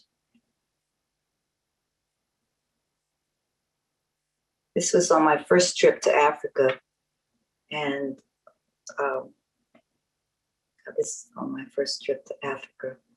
When I was growing up, the women in my life, they seemed very complex. There was a lot of pain with all the women, and I couldn't figure out why they were having such a hard time. The only thing I saw that they had in common, basically my aunts, were they were very strong-willed. One aunt, they called the police on her, and because she had crossed the railroad tracks to listen to the blues, that was a thing that wasn't done, in our family, because it was, being a risque woman. It wasn't, socially, it was being, it wasn't accepted in my family. And my other aunts, two of them, they were very strong-willed. They were both gay. One of them, when I met, they lived in Detroit, and her mantra was she kept on saying, well, we could have been the first Black jazz women jazz group, but no one wants to tour. And she would sit on the porch and she drank beer, and she was, she was always telling me this story, because none of the women wanted to travel outside of the home. And she was very frustrated about that. She drank beer and watched sports. Eventually, even though she was very strong-willed, she eventually committed suicide. The sister who introduced me to the difference between jazz and blues. We didn't ever speak of gay, or it wasn't just talked about. But so I looked at them as being very strong-willed, but first she introduced me to her lover, and she had a relationship with her for, I think, 15 years. And I remember when they broke up, Mary, who was a classical pianist. These women were very educated. They were beautiful. They just didn't fit in. They were, and they weren't, they were like out. They were proud of who they were. They weren't trying to be straight. They were honest, and they spoke with me honestly about matters and things. And also the woman that introduced me to her lover, she was the only woman that ever responded to me. When I was growing up, women, or children actually, were supposed to be seen and not heard. And she gave me attention. She asked about me, just little things. but she was very human to me. And there was no kind of sexual anything of that nature. And she dealt with me as a human to a human. And so this struggle to be who you are and take care of yourself is like one of my, this is what my work has been in my life, to be whoever you are and to take care of your inner self as well.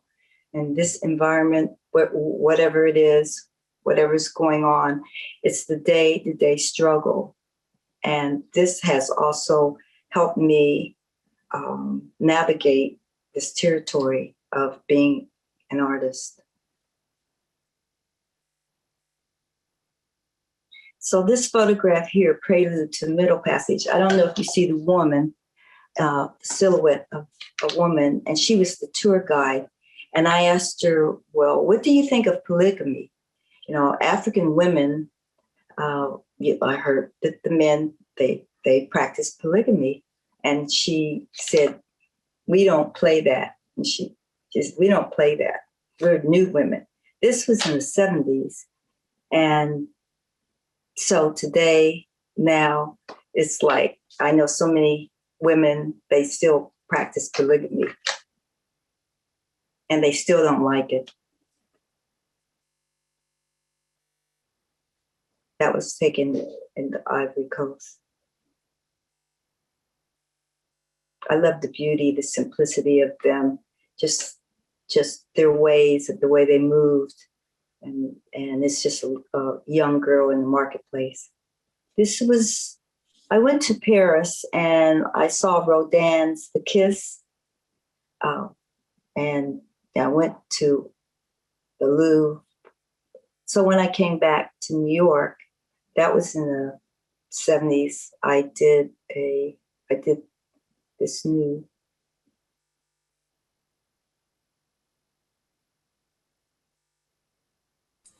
That's it. Thank you so much, Ming, for this poignant presentation about the struggle to be who you are. It's so true. And now I invite you all to the next film clip in which Linda addresses her engagement with the nascent women's liberation and civil rights movements in the 1970s. So could we have the film clip number 4, please?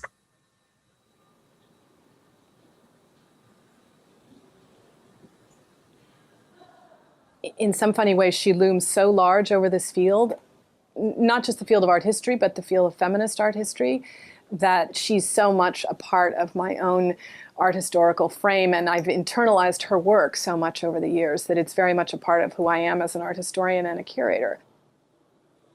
Linda was very interested in that question of femininity and femaleness, and then interested in the way that the history of art had reflected, but also had perpetuated conventional historical ideas of femininity. So genres like the female nude, which had been talked about in very particular ways, ideas about female beauty, the sort of fallback position that artists were generally assumed to be male, models were very often required to be female, and conventional gendered discourses around, masculinity and femininity permeated art historical inquiry. Well, Linda took none of this for granted. She would look at a painting or she would look at a sculpture and she would see how it encoded these very assumptions. And so she pushed us all to start opening up the whole of the history of art. It was as if the whole of the history of art could be rewritten. All those old paintings, whether it was the Mona Lisa or whether it was a David portrait, nothing was sacred. Nothing was beyond critique. Nothing was immune to the kind of scrutiny that this new intellectual and political agenda opened up.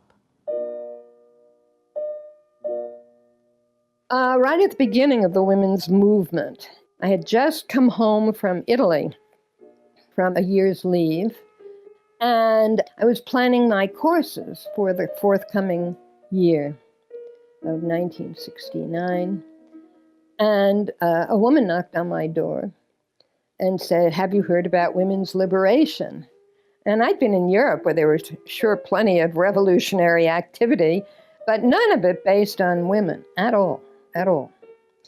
And I said, oh, I'm already liberated or something. She said, read this.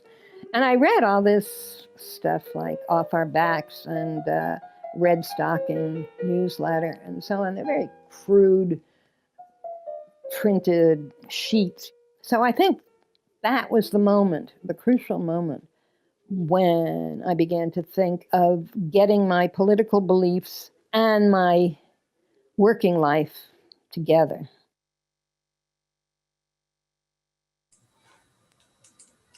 I'm delighted now to introduce Legacy Russell, Associate Curator of Exhibitions at the Studio Museum in Harlem. Legacy's academic, curatorial, and creative work focuses on gender performance, digital selfdom, internet idolatry, and new media ritual.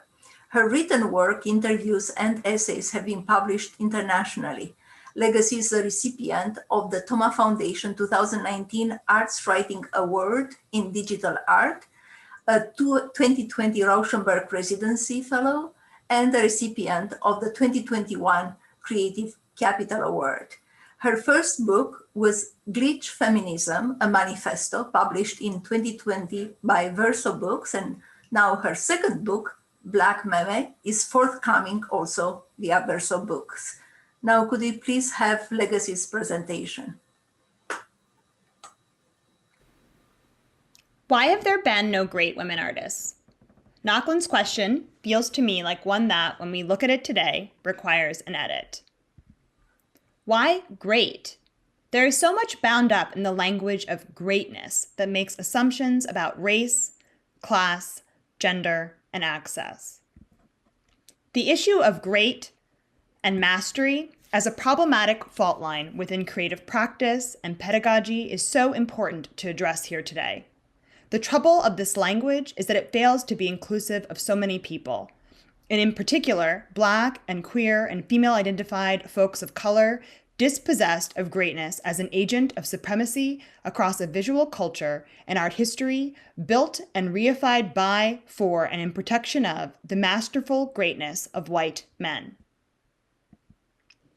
Nochlin's text also touches on a persistent part of the narrative of great women artists. That behind every great woman artist in art history is a great white dad.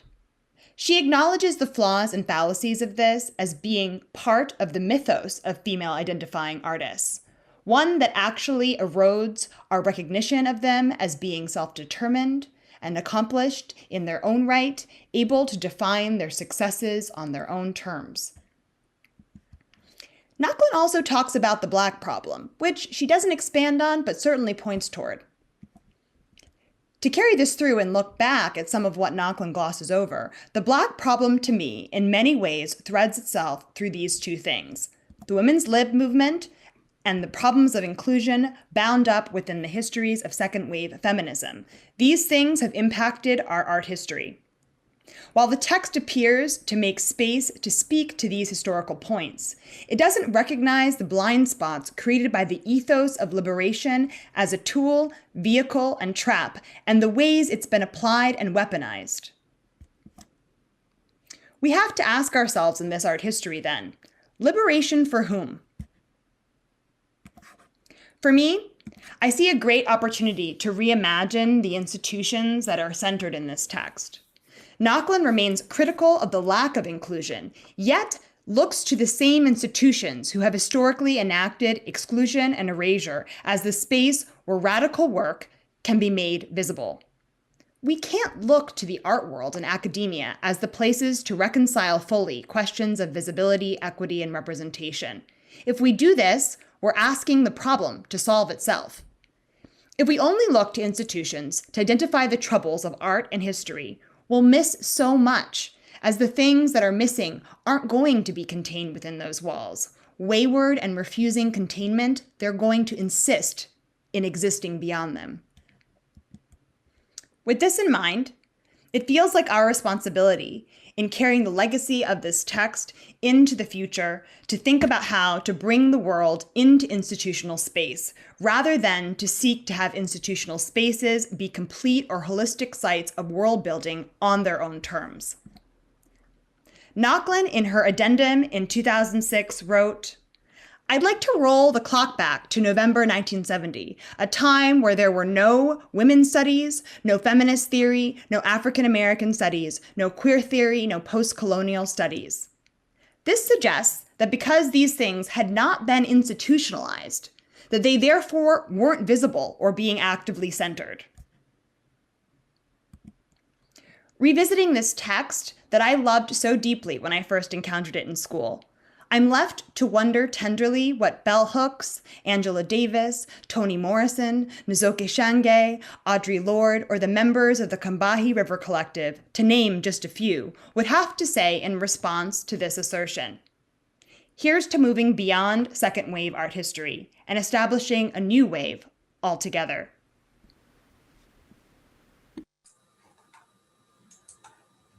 Thank you so much, Legacy, for your presentation. It is with great delight that I would like to welcome Miriam Ben Salah, who has taken last year on the position of Executive Director and Chief Curator at the Renaissance Society at the University of Chicago. Previously, Miriam worked at the Palais de Tokyo in Paris, and from 2016 to 2019 served as the Editor-in-Chief of Kaleidoscope, where she is currently Editor-at-Large.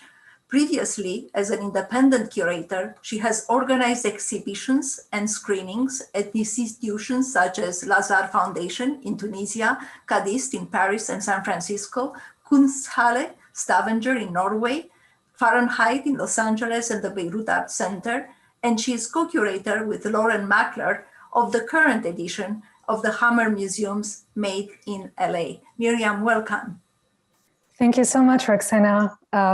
It is such an honor being included in this panel. I'm a bit starstruck, I have to say. And thank you, Julia, for brilliantly embodying Linda's legacy and for introducing me to her work. I think we can move to the second slide, actually.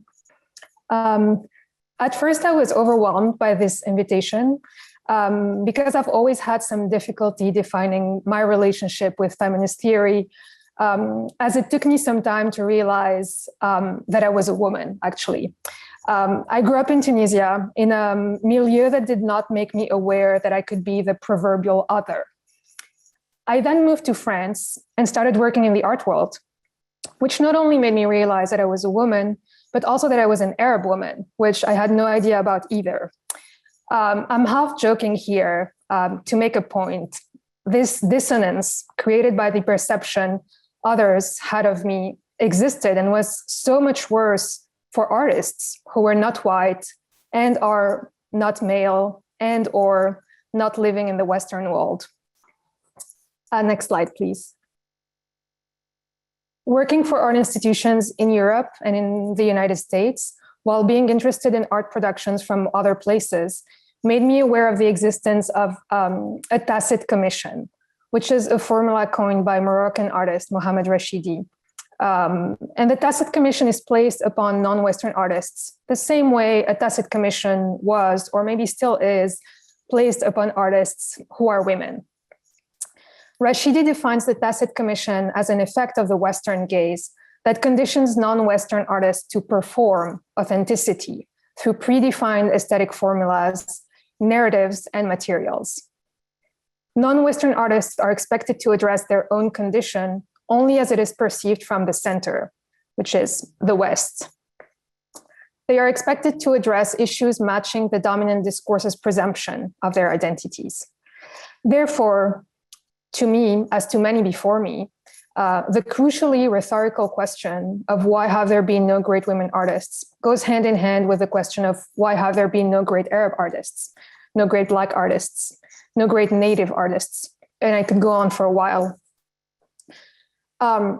When Linda Nochlin organized women artists 1950 in 1976 at the Los Angeles County Museum of Art, it was a revolution. However, more recently, the marketing of difference, the marketing of the other or of the authentic, has been a tool for market value production and sometimes virtue signaling, contradicting Nochlin's view of artistic freedom and her hope for women artists, or any minority really, to undermine the representational doxa. It postulates the existence of a certain number of subjects of choice, as well as a standardized, or rather homogenic and recognizable style, be it feminine, Middle Eastern, Black, stemming from the artist's biography. Next slide, please. I put a few examples here, including the Elle, the show of women artists at Centre Pompidou in 2009, She Who Tells a Story, a show of women photographers from Iran and the Arab world in 2013, or Islamic Art Now at LACMA in 2016. I would say that the road to hell is paved with good intentions. And even though these exhibitions probably started from good, albeit a little bit naive intentions, they foster the perception of a group of women artists instead of, or Arab artists or Iranian artists, instead of considering them individually as artists first and foremost, who also happen to be Iranian women, Arabs. Essentialization happens in the name of inclusion and diversity. A look at the conceptual underpinnings of these exhibitions reveals a tightly circumscribed set of subjects that artists are tacitly asked to deal with and that feed the token gesture. These gestures, even when sincere, come from what Linda Nochlin calls a misconception of what art is, the direct personal expression of individual emotional experience, a translation of personal life in visual terms. Art is almost never that, she says. Great art never is. To me, that is the most important sentence of the essay, and something that has been guiding my interest in certain artists who are simply ignoring the discourse that tokenizes them instead of responding to it. Artists whose work is from a certain place and from a certain time, but that defies expectations. Artists who use their own condition as a context, but don't let their practice end there. Artists who are changing the terms of the conversation and creating new images. Artists who are free from the Tacit Commission. I would like to mention just a few here, coincidentally, all women, who truly gave me food for thought and restored my faith in art these past years. Next slide, please. Miriam Benani, whose art, in the words of writer Emily Labarge, generates its own syntax, one that mixes a wild, associative personal imaginary with high-level, comically reflexive post-production techniques and technologies.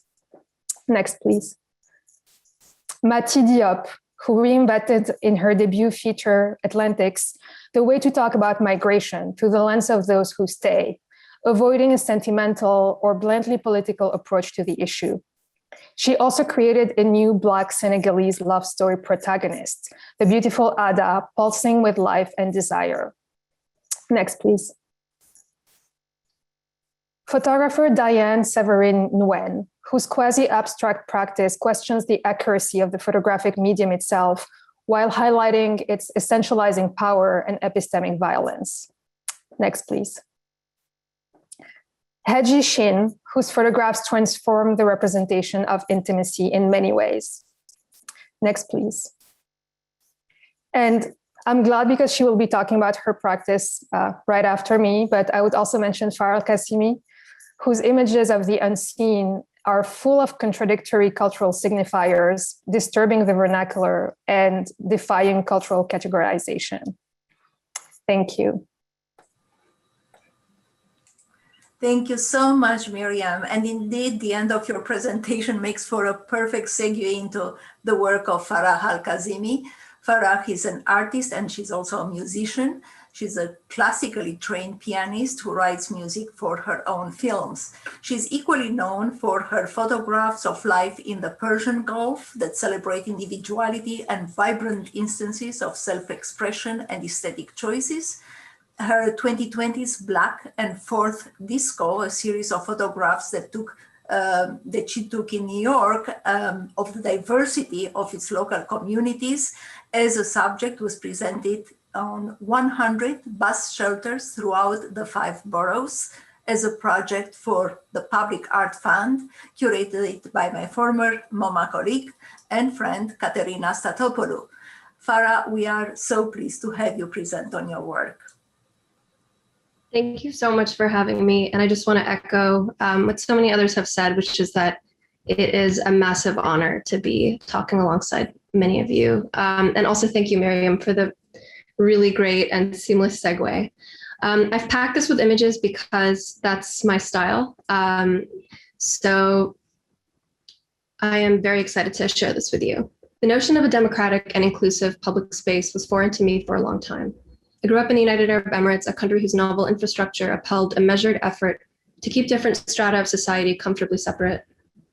The roads did not inspire pedestrian activity. You could not see kids playing in sprinklers or rogue tricycles splayed out on lawns. All homes had walls built around them by law, and at the time, many outdoor spaces had an unspoken law denying women free access. Next slide. When I took my first darkroom photography class here in the US, I was overwhelmed and confused by the prospect of interacting with a world that felt so awe-inspiring, yet at the same time so inaccessible, particularly as the sort of subtext of my outsider status shifted from woman to minority. Next slide. I studied the photographs of Walker Evans, Lee Friedlander, Gary Winogrand, and others, transfixed by the confidence with which they moved through the world, collecting its surfaces, inhabitants, and tragedies like dazzling tokens of a life well lived. I found myself failing at recreating this monumental task. Next slide, please. Upon discovering Nochlin's work in an art history survey class, this line stood out to me as an offering of clarity. Quote, "In actuality, as we all know, things as they are and as they have been, in the arts as in 100 other areas, are stultifying, oppressive, and discouraging to all those, women among them, who did not have the good fortune to be born white, preferably middle class, and above all, male. The fault lies not in our stars, our hormones, our menstrual cycles, or our empty internal spaces, but in our institutions and our education. Education understood to include everything that happens to us from the moment we enter this world of meaningful symbols, signs, and signals," end quote. Next slide, please. I moved back home to the Emirates after college, and with those photographers in mind, I became stubbornly transfixed with the task of photographing everything that had been previously unknown to me. I tried to circumvent the municipal and social architecture of gendered fragmentation, hopping over medians and fences, attempting to convince my way into predominantly male butcher shops, cafeterias, and community centers, often failing. I was met with ridicule and verbal abuse, but I was also met with curiosity, sensitivity, and true connection. Next slide, please. At the time, I lived in Dubai, teaching at a state school with segregated campuses for men and women. I taught at both campuses, which were divided by 2 major highways, around 45 minutes of driving time in between them. I taught photography, and halfway through the semester, I noticed that many of my students at the Women's College were showing work of a particular romantic and passive timbre. Things like malls, sunsets, lattes, and nail art. Next slide. These are all things that I love, but my students in the Men's College, meanwhile, made work that espoused audacity and bravado, made freely in hotels and shopping malls, on beaches, and in mosques, places I soon remembered were marked by a kind of selective murkiness. Next slide.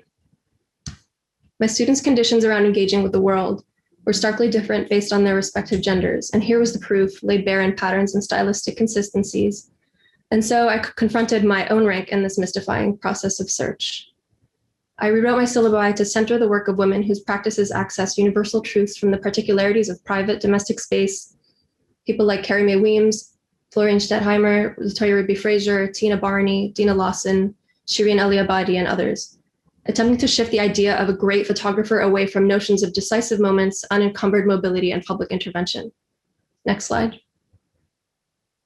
In his 1990 book, The Poetics of Relation, Martinian philosopher Edouard Glissant says, quote, "If we examine the process of understanding people and ideas from the perspective of Western thought, we discover that its basis is this requirement for transparency. In order to understand and thus accept you, I have to measure your solidity with the ideal scale, providing me with grounds to make comparisons and perhaps judgments I have to reduce." Next slide. The first photographs taken in the Gulf Peninsula were made by members of the British Imperialist Army, namely Wilfred Thesiger and Ronald Codray, who both eventually took on the title of vocational explorer. The photographs are simple in stature and form, indexical in a way reminiscent of August Saunders' People of the 20th Century portraits, yet somehow cleaner, removed of affect. A way of disseminating information and saying, this is how it is here, and this is how these people look. Next slide. To echo Glissant, I believe that an anti-colonial viewpoint can be rooted in opacity and complexity, and can override the task of providing information in favor of communicating transcendence and confusion, and articulating the reality of a slippery world that constantly evades definition. Next slide. In fact, photographs are inextricably bonded to the politics around their making. Even when the maker is not visible, their presence and subjectivity is implied through the way that things unfold in front of the lens. I strive towards a way of seeing that prioritizes the casual, the benign, and the domestic. Next slide. In thinking about closeness, I want to circle back to Nochlin's example of women's access to nude figure models as a barrier to achieving artistic greatness in the field of painting.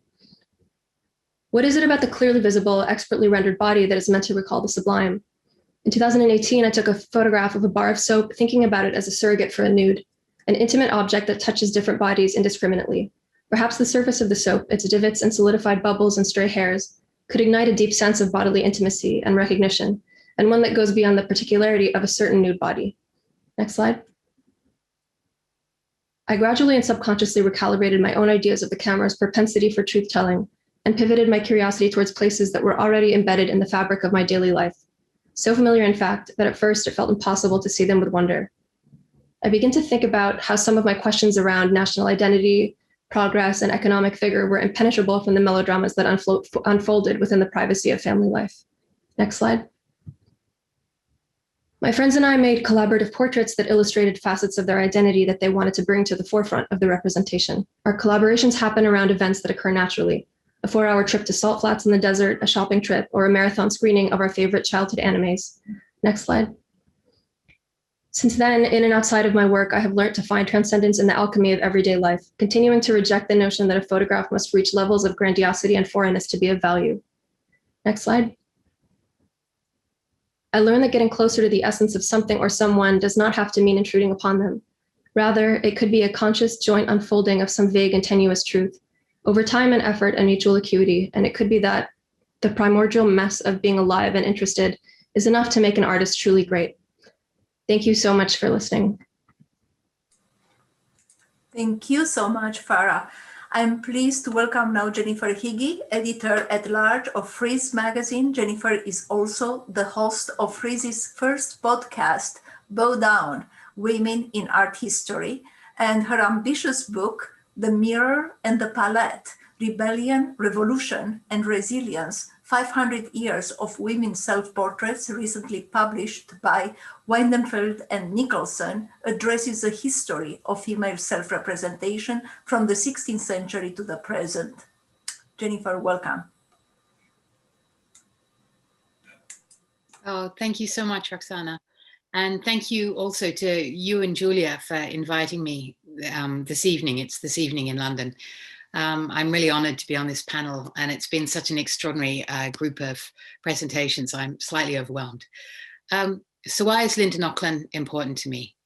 Because she took the world of images, shook them hard, and rearranged them. She asked us to look at them anew and encouraged us to brush off the tired assumptions that had lingered too long around art and artists, about how and why art is made, who makes it, and who it is for. To recognize that aesthetics are intertwined with politics and power, and then some. She hammered home the point in the most elegant of prose, that, in the words of Vernon Lee, there is no end to the deceits of the past. With great clarity, she demonstrated how the biases of art history reduce visual languages to formulas that misrepresent the complications of the society they spring from. She made explicit that the history of art is a much messier one than the one that was, and in some places still is, traditionally taught, the one that is dusty and tired and seemingly movable. She showed us that art history is in fact a living, breathing, pulsating language, one that cannot but be shaped by the culture it was born into, and yet is so often resistant to categories, boxes, pigeonholes, jails, even time itself. She refuted the idea that there are no great women artists by challenging traditional art history's central assumption of authorship, the one written by white Western men, honoring other white Western men. She made clear that art is made by many people for myriad reasons, and that not only women were excluded from the conservative narrative, but also people of color or queer people or those born into a situation that was not financially privileged. When I first studied painting at art school in Canberra in the 1980s, I realized that something was wrong. In a nutshell, it was because I, as a woman, was excluded from the history I was being taught about, even though I knew deep in my bones that women had always made art in some form or another. And in Australia, where I'm from, women's creativity is central to First Nation cultures. Although we had some brilliant female teachers and we knew about feminism and feminist art, the assumption lingered that before the 1960s, say, women, in the main, were not part of the European art historical narrative. Historically speaking, I was a second-class citizen, a member of a low-achieving gender, a person condemned by her womanhood to the position of subject. When I read Linda Nochlin's famous essay, everything fell into place. She began her argument so mildly, a polite woman respecting a powerful man's query, but her acquiescence is a pose. Her language speeds up, becomes spikier and more furious as each line passes, and by the end she has demolished the flawed logic of his ignorance, rightly expanding the problem of exclusion from gender to race and class. Her 4,000-word answer to Richard Fagan's notorious question is eviscerating. It was like someone emitting a roar and throwing open a window in a stuffy room on a spring day and letting great gusts of fresh air in.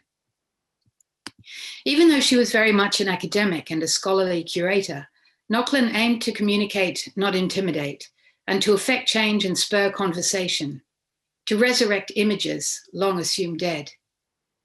But her most celebrated essay is, of course, only one of her contributions to art history. To read Realism from 1971, or Woman as Sex Object, Studies in Erotic Art, 1972, Women, Art and Power and Other Essays, 1988, The Politics of Vision, 1989, The Body in Pieces, 1994, Bather's Body's Beauty, 2006, and so on and so on. And other works is to have your eyes and mind prized open, not only about the significance of women in art, but how male artists and art historians constructed their worlds too. It's astonishing that Nochlin wrote her call to arms 50 years ago, as it's depressingly still so relevant. Even today, although many more women than men graduate from art schools and a bright light has been shone on the exclusions of art history, commercial galleries represent significantly more male than female artists, and museum collections and displays are heavily weighted towards the achievements of white men. In the opening paragraphs of her essay on Renoir's Great Bathers, a painting I had never really thought about, Nochlin exhorted the reader to step back from the canvas, think, feel. She challenged and still challenges us not to accept anything without examining it from every angle. She taught that art history, all history, is a work in progress, and that's what keeps it alive. Thank you. Thank you, Jennifer, for the intellectual depth of your engagement with women artists and Linda's work. And now let's watch the 5th short film clip.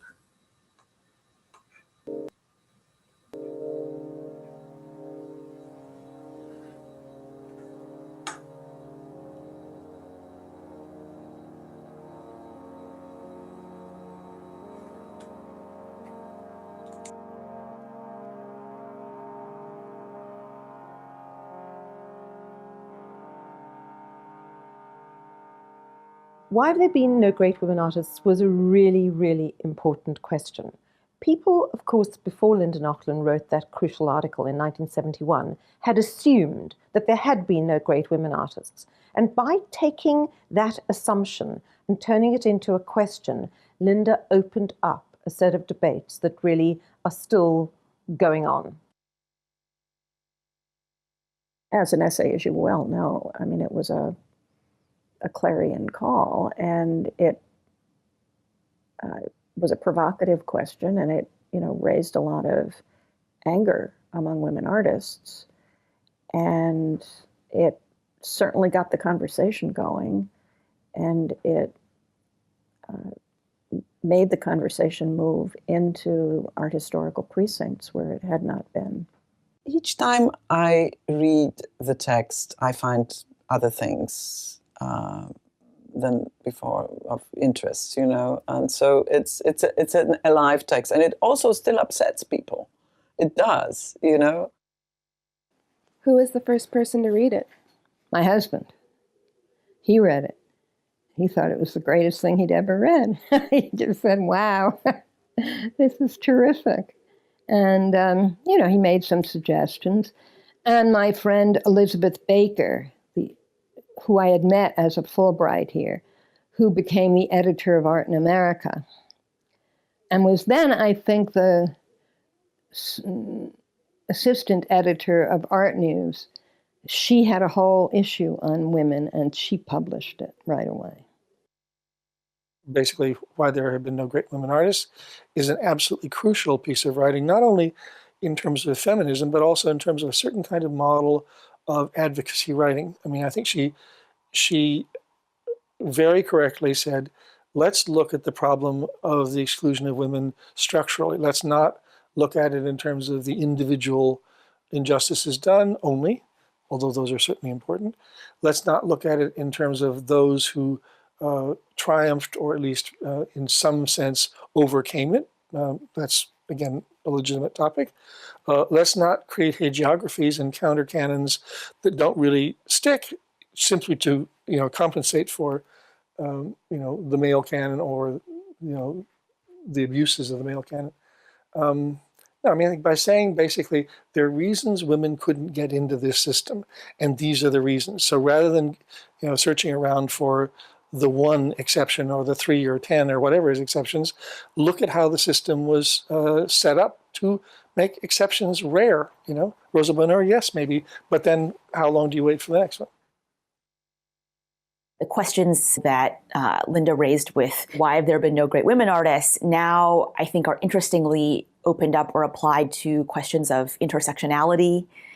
You know, how do we deal with inequity or with oppression across many different kinds of subject positions? How does gender inequality relate to racial inequality, and so forth?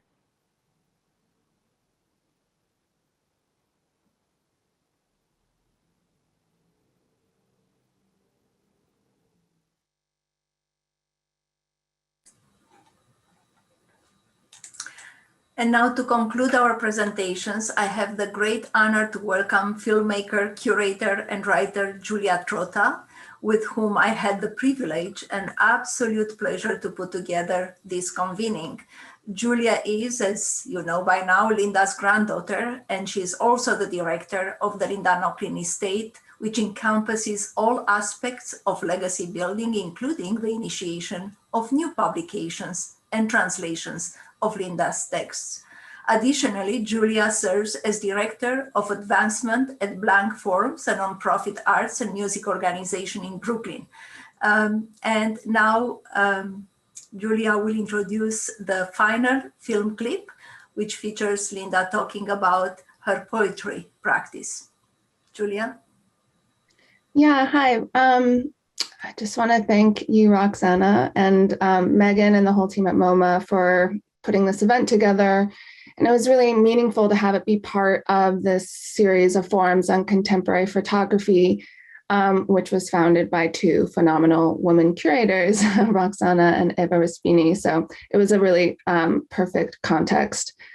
And thank you to everyone who's spoken. What an incredible range of reflections and reactions. And I found it, you know, really energizing and illuminating. Some of you, of course, studied with Linda and knew her well. Some of you maybe have spent time with her, and some of you didn't know her and maybe never really thought about this essay until recently, or, you know, at all. So I think the different levels of like intimacy and distance and entry points made for a really interesting range of presentations. And in my mind, that's the best way to honor the text, is to continue to use it as a catalyst for dialogue, for change, for action, because that is what Linda intended and what she wanted us to continue to do. You know, hopefully in 50 years, there'll be no need to ask these questions anymore. But in the meantime, there's plenty of systemic inequality and biases that demand our attention, and hopefully, this text can continue to be a guide. So just to give you some background on the clips that were shown throughout the program, they're part of a version of a documentary that I've been working on with Maria de Victoria, my editor and collaborator, that never really came to be. I had started shooting and didn't really have a roadmap in mind. So I just began by interviewing some of Linda's closest friends and colleagues. But then her health started deteriorating and we took a pause, and I was kind of negotiating my role, making a film, but also being a family member and at times a caretaker. So when we started to shoot again, I took a more informal approach, and what I ended up with in the end is a series of vignettes, some of which are these kind of seated interviews, but most ended up being more intimate conversations and scenes with Linda. So the form of the work is kind of meant to be material for presentations like this, and hopefully in the end, a kind of multi-channel installation. So you'll have this kind of like chorus of Linda, but and a kind of abstract portrait. So we're going to end with a clip that's more representative of this kind of personal part of the project, where I interview Linda on her poetry practice. So we started with a clip of Linda, and we'll end with her too. And if you're interested in some of this more personal material, tomorrow I'm also doing an online event at the CAM, the Contemporary Arts Museum in Houston, and there we'll be sharing more of this kind of personal footage. So, okay, I think we can end by rolling clip 6.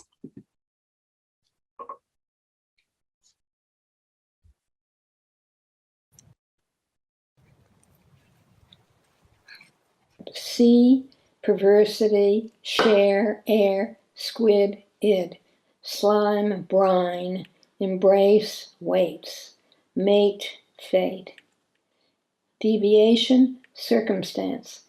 See, it's not a couplet anymore. Penetration, romance, drag, crabs. That's a very slang rhyme.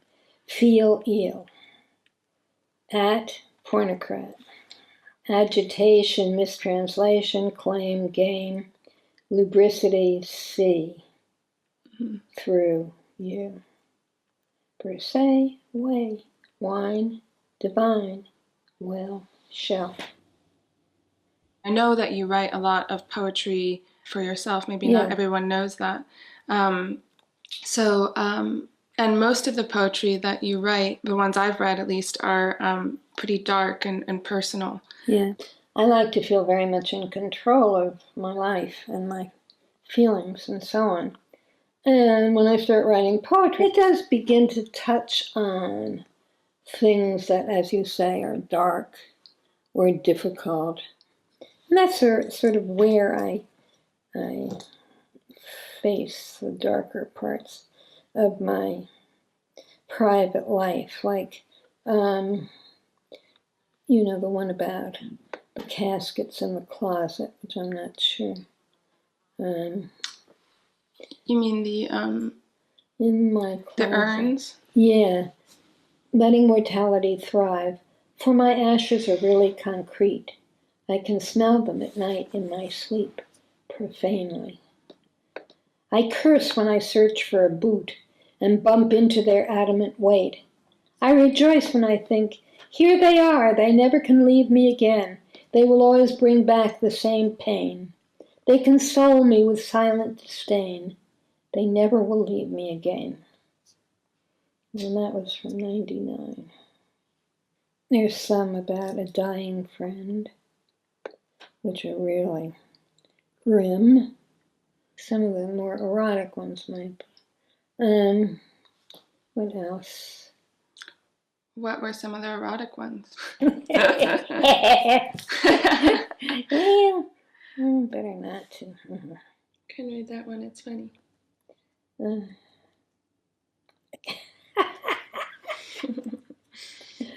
Okay. It's not 16, it's big and mean, it's none too clean, it's sort of obscene, it's my body, baby, it's obsolescent.